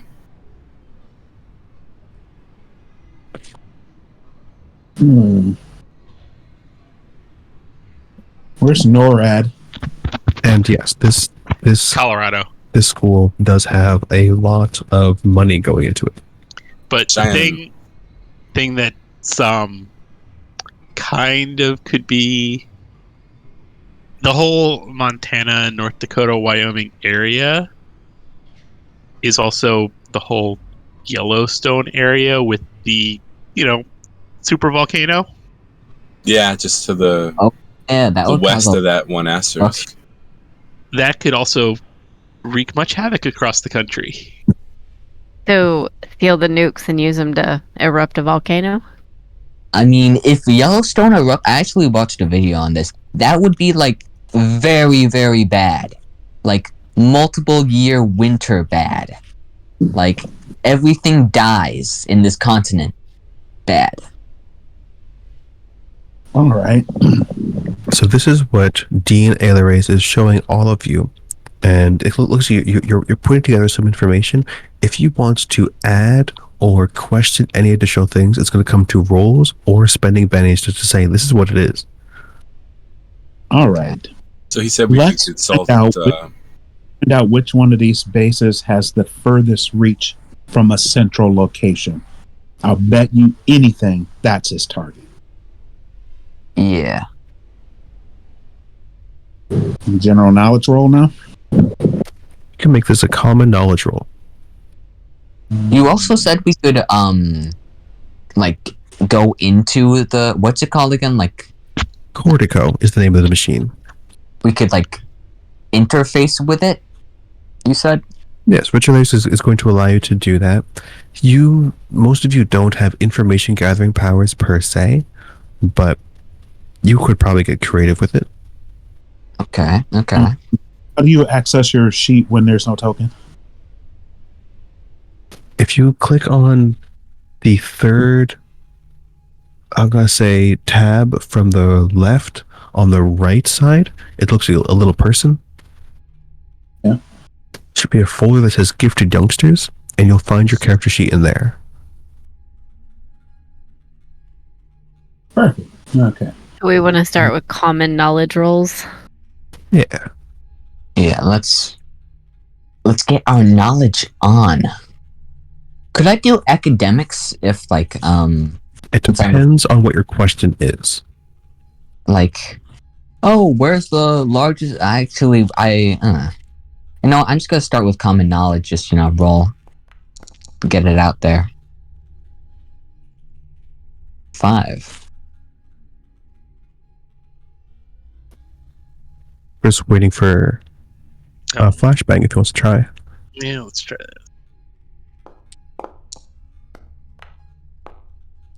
Wow, he has been reading up on his nuclear warfare. A flash, a bang, and then everything's dead. What more could you want? So Why- Nina and Ooh, Chris and Theodore know that this is basically showing what some people call the nuclear triad of air, land, and sea. So honestly, any of these are places that he could show up if Tempest himself is not attacking one of these, because you heard earlier on from Rich Aeleres that he has disarmed the nuclear arsenals of multiple countries already. He's probably doing an assault on all of them, but he's only himself going to be at one of them.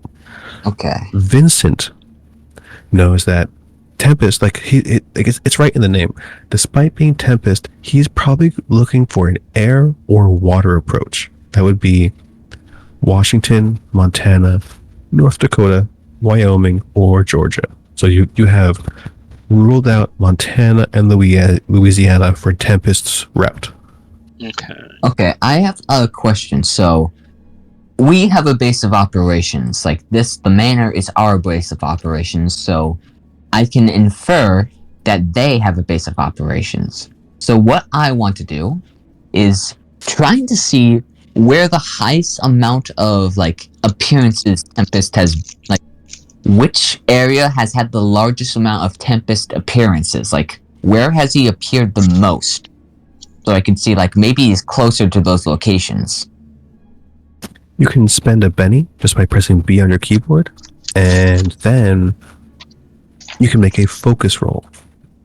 Oh, you're treating me. This is power. Unlimited power.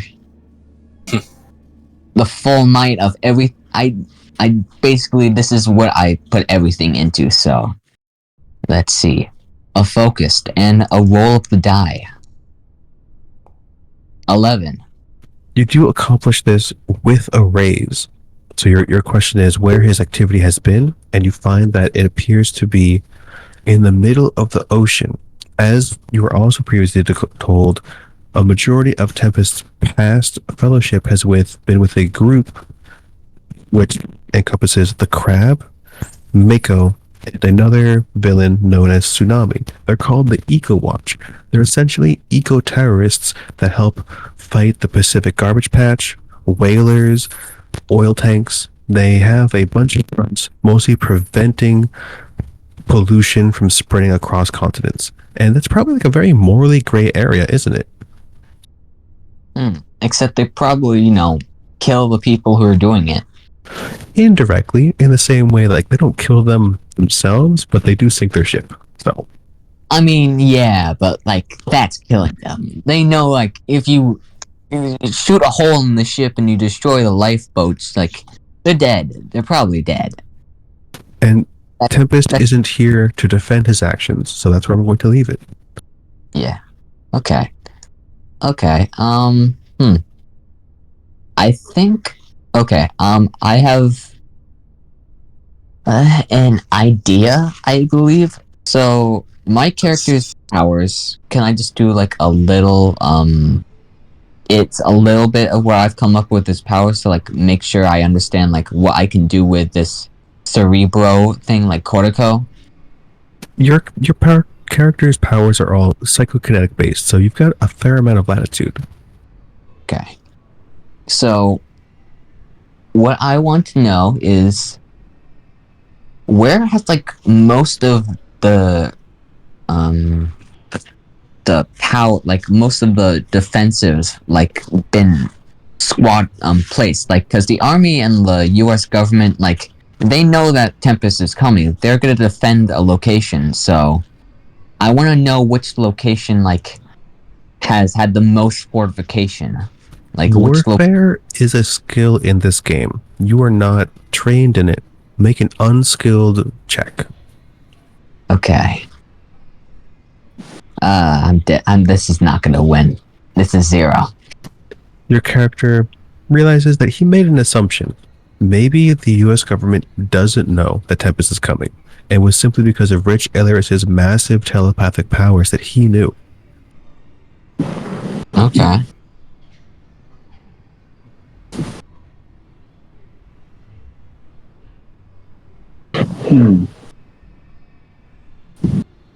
I'm suspecting, if you're sharing that with everyone, that given their operations in the past, it screams of a water assault. Yeah. So that's like Georgia or Washington. But those are on 2 separate halves of the continent. So it could only be one or the other. There's like no room for a third option.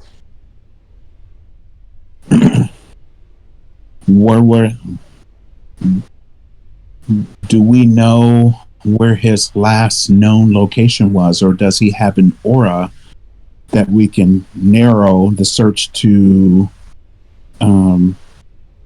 one of the two? Because if he's not at one, then good chances are he's at the other. Well, did just say that based out of the Pacific. The Pacific, yeah. As you So- confirm Pacific, because Rich Aeleres tells you that he last detected Tempest in the China-Russia area. Okay. Is that leaving out Georgia and let's see? You said it was Georgia and what? Washington. Yeah. Sounds like Washington.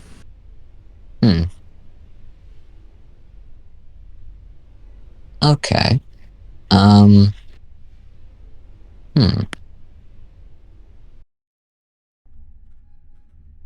So, do we know how, like, he gets around? Does he just, summon a storm and flies across the sky or something, like, or does he just teleport or something?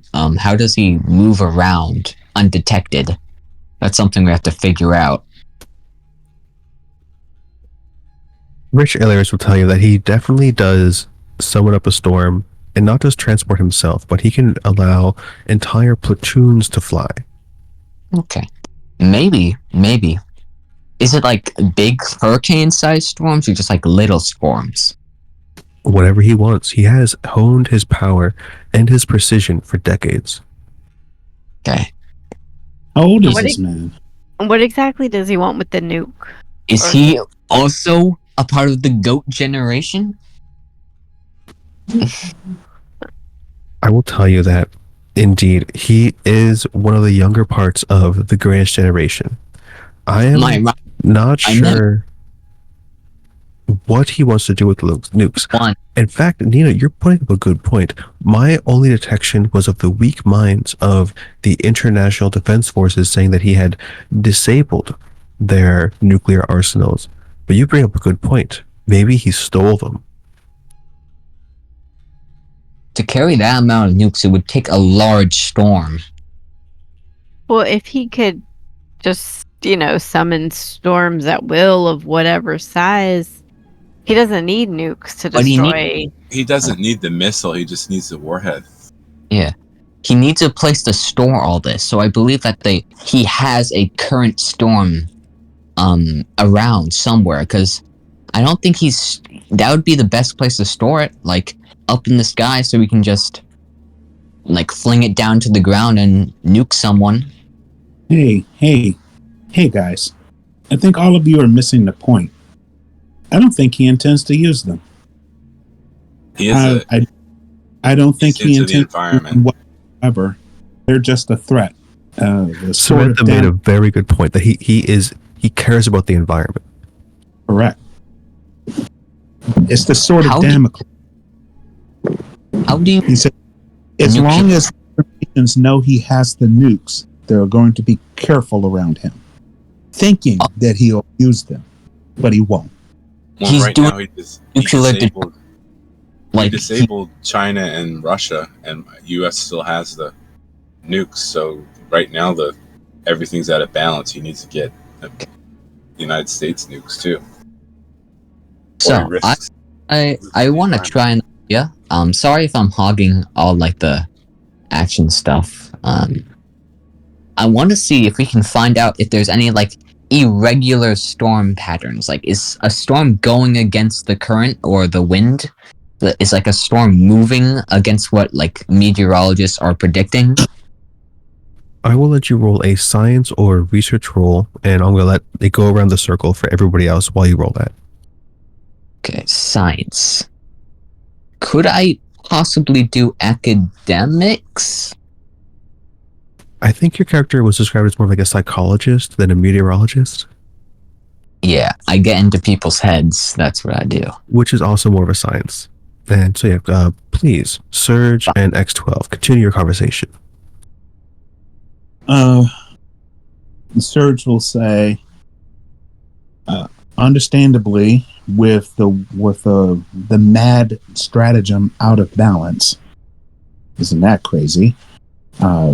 He's got to be stopped, and does that mean that we have to rearm the rest of the world so that the United States doesn't have a nuclear a nuclear advantage? That sounds. He puts his hand on his. He waves his hair back, and he says, "That sounds nuts." That's What got to be done. We, maybe we stop him, but we say that, oh wait, no, he already got rid of the nukes before we could do anything, and we just, get the nukes out of people's hands and just, hide them away, and say like, oh, it was, he did it before we could stop him. Oh no, boo-hoo. That June says, "Are you having a mental malfunction? Do you really want every government, every nuclear powered government having a target on our back?"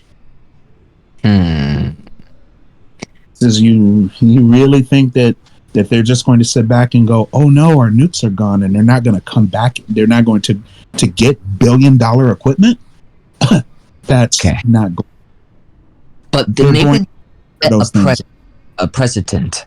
Because, now we know, all the other countries have lost their nukes. This is a thing that has happened. Even if we stop him, they aren't just going to say, oh, let's keep on making nukes, because this can happen again. Has he gotten them all, or just Russia and China? Richard Aeleres says that he has detected general ideas, but the language, the lingua franca of the world is English. So he only knows for sure that China and Russia have been disarmed. Of course, other countries, Israel, Iran, they have their own nuclear armaments. Yeah, India, there are other things in the world. He can't be everywhere at once. So it's not that he has disarmed the other major competitors, but he hasn't. Maybe that's why he's going after America next, even. The old saying is, I'm not scared of the person who wants 20 nukes. I'm terrified of the person who only wants one. Yeah. Yeah. Well, I don't think he wants any. He wants to get rid of them all. I think I say that only to say, as long as there is a nuke anywhere on the planet, there's still a problem. Yeah. But we can't just let him do this. I mean, it's for a good cause, but he's doing it in the wrong way. He's doing it by force, and I mean, if there's anything I have learned, anger gets shit done, but it usually doesn't get it done for a long period of time. He says, he puts his hands on his waist and he says, yeah, violence works short term. Yeah. If you want to change a culture, you're talking many lifetimes. Think about how long it took the civil rights struggle to get where it is. And he winks. Winks and nod. Yeah. Yeah, but also, I think this is gonna shift something. He has proven that a mutant with sufficient power is stronger than any nuclear warhead could ever be. Because he can just go up to a military base and yank out all their technology. He's proven that mutants are much more viable as weaponry. Oh, and that's what because I don't smell things on that one coming. Yeah. Nukes are obsolete. They're a time of a bygone era that the Cold Era's gone. Nukes are no longer viable. Mutants, on the other hand, have now just become the new superpower. And that's not what we need. We don't need the government coming and regulating us next. Yeah, because, they be like that. The government's not above this. Just look up MK Ultra. They will do this. So how do we find him? Well, I did a check. It got a 5, but I don't think that did anything.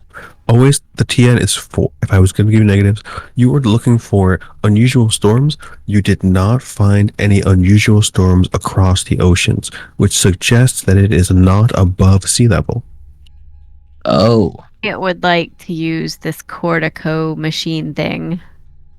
I would like to use my focus power with plants to commune with the underwater sea plants and see if they've noticed any unusual temperature patterns or other shifts in the ocean. Incredible. Please press B to spend the Benny and then roll focus.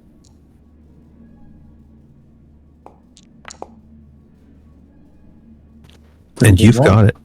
Nina is allowed access to Cortico by Dean Aeleres after the professor has his time. And as she communes with all aquatic life, the algae, the seaweed, the kelp, she finds a warm spot in the Pacific Rim.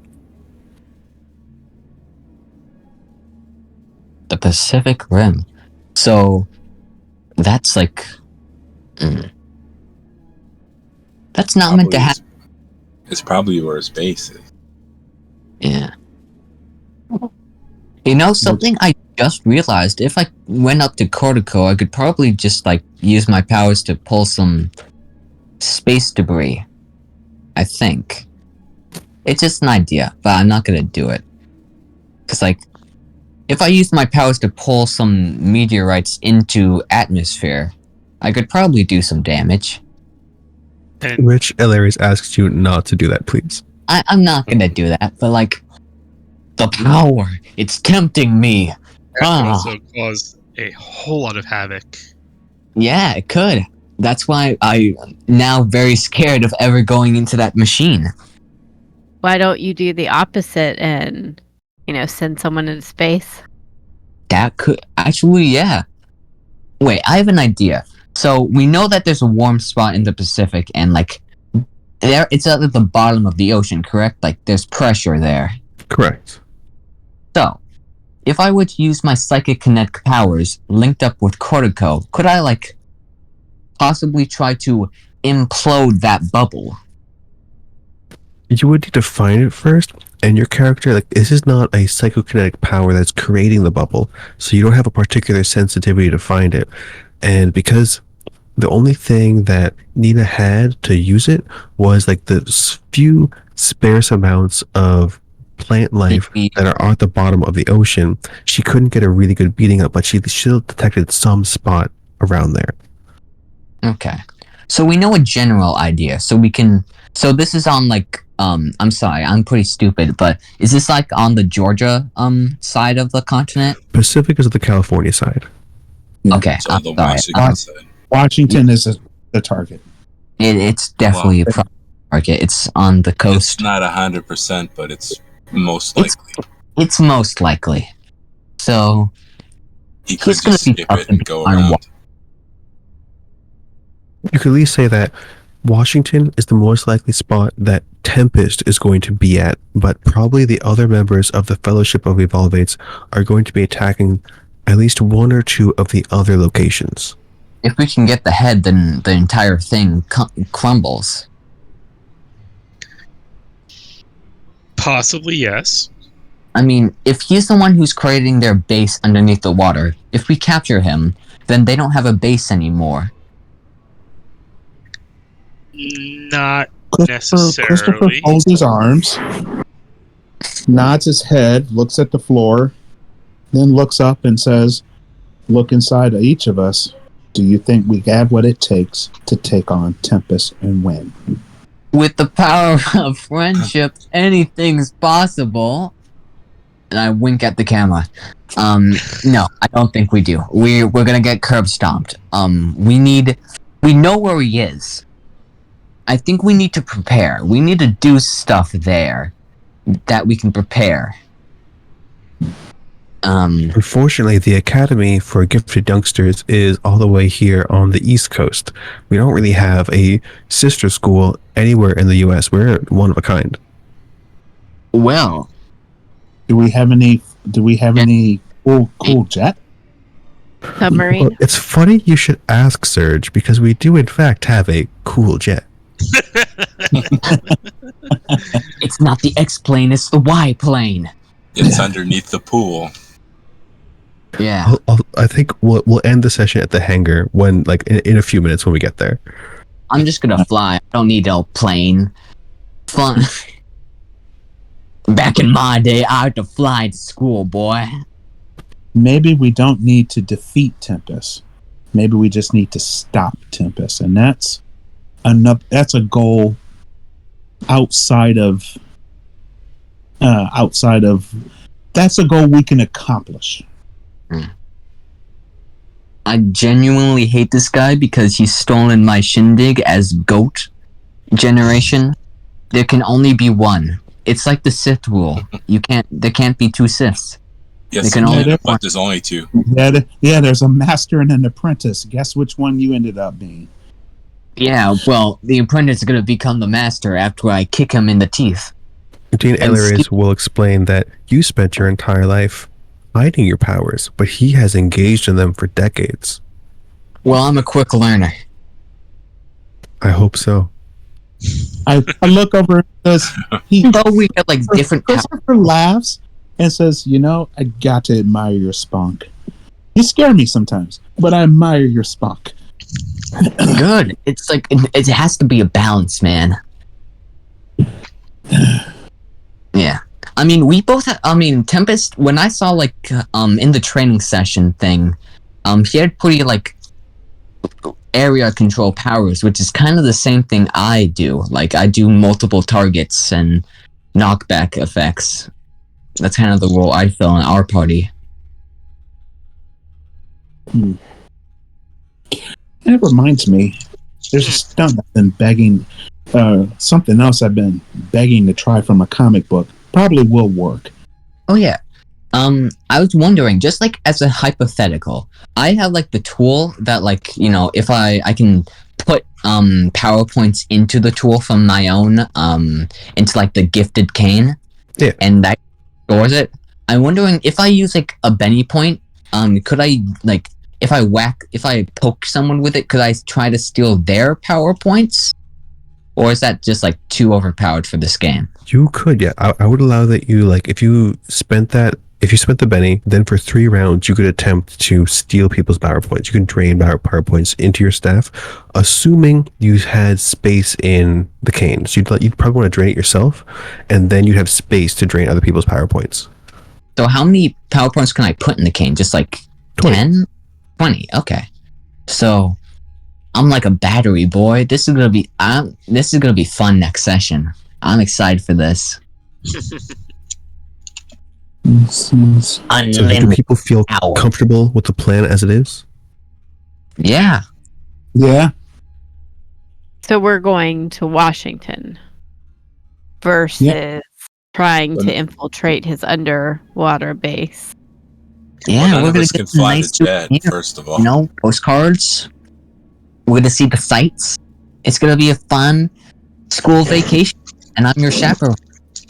It's summer vacation, and yeah, I guess you are the chaperone, but Eyeliner will be the pilot. Okay. I was going to Okay, say, well, none of us are pilots. Without mascara, Yeah, I can so drive. I can't fly.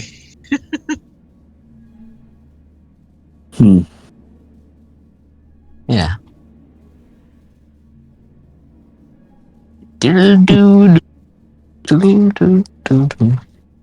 I got like that song stuck in my head, like the X-Men theme from like when you guys played it was in like the Discord. Like I listened to it and I just can't get it out of my head anymore. It is an epic riff. Worm. Yeah. It's such a okay. good worm. I imagine we just have like a knockoff version of that, like a ukulele version. I'm a little offended, but I will put in what I decided was the soundtrack for this campaign into the Discord. It's also the previous session's recording. It opened and ended with that, probably a little bit too quietly. Nonetheless, with the communal time with Cortico ended, Rich Aeleres summons Eyeliner. He escorts you all to the hangar, and there you find the G-Jet. The G-Jet. The G-Jet. All right. Is there room for my bike? There's absolutely room for your bike. I was expecting it to look like a G. I don't know how that would fly. Yeah, that would be very aerodynamic. Okay, well, Be like a 6 boomerang. feet down, I can move shit with my mind, okay? We've passed the limits of gravity and aerodynamics a long time ago. All right. So did everybody have a good time? Yes. Yeah. I will say when you said it was a warm spot in the Pacific Rim, I was like, oh, the kaiju are gonna break free and into our world. I figure the kaiju will come up like maybe 3 more sessions in. Like kaiju is definitely a thing in Savage Worlds, but like So, okay. Have you seen the Savage Tokusatsu rulebook? I didn't see that one, but in the subreddit I saw some people talking about giant monsters, and I was like, yes, I look forward to this. Yeah, Yeah. the Savage Tokusatsu has like stuff for making kaiju and for doing like Power Ranger style stuff. Oh, yeah. There are totally rules for this. Yes, I'd love to do like, have you guys watched Evangelion? That of type course. Oh, that's such a good anime. yeah, like if any person like runs it, I'd love to do like an Evangelion or like Pacific Rim styled, like broken stolen I can't speak. I don't know the name of the system. Stolen worlds. Savage Yeah. Worlds. Yeah, Savage Worlds This campaign. is Savage Worlds. Yeah. Maybe another time. Right, I'm a little hooked on this superhero gig. All right, so Yes, everybody, it's entertaining. you have more than 3 bennies right now. I'm going to keep your benny count for next session, but you all get 1 advance. This is your first advance in the seasoned rank. So if you use that for like an edge or new powers, you get access to new stuff if you wanted to do that. You know I'm gonna fly. I'm not sure you get flight yet. I don't know off the top of my head. I can put what is available in the next day or so into the chat for powers and edges, but otherwise, I'm glad you all had a good time. I had a good time too.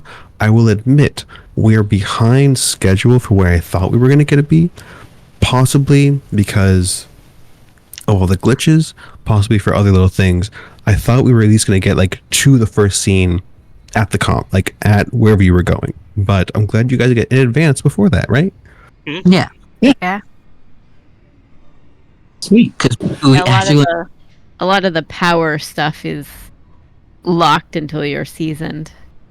Yeah, all the other powers are locked. I need to float the idea of a Saturday morning session, like 11 a.m. to like 2 p.m., 2:30, 3 p.m. Would that work for everybody, perhaps? 2:33 What time zone? Eastern time. I'm always Eastern time. Eastern. From when now? Not a specific Saturday, but like in general, is there possibility we could get together on a Saturday, like morning, afternoon? In general, yeah. I cannot do like anything. I have work that day, so I can't do. I have like helping out with my family stuff till like 1ish, 12ish on that day. So 12ish, 1ish is workable. yeah, so like if we do it like 3 p.m. or 2:30 p.m., I could probably make it. I can float the idea of a 2:30, 3 p.m. like an early afternoon Saturday. My weekends are always full. Gotcha. So I cannot do weekend things. That's why I generally prefer the weekday evenings. Same. I'm booked for my Mondays, which is the only day that Lynx can play for like the rest of the year. So this next session is probably going to have to wait until like the week January. before New Year's or January.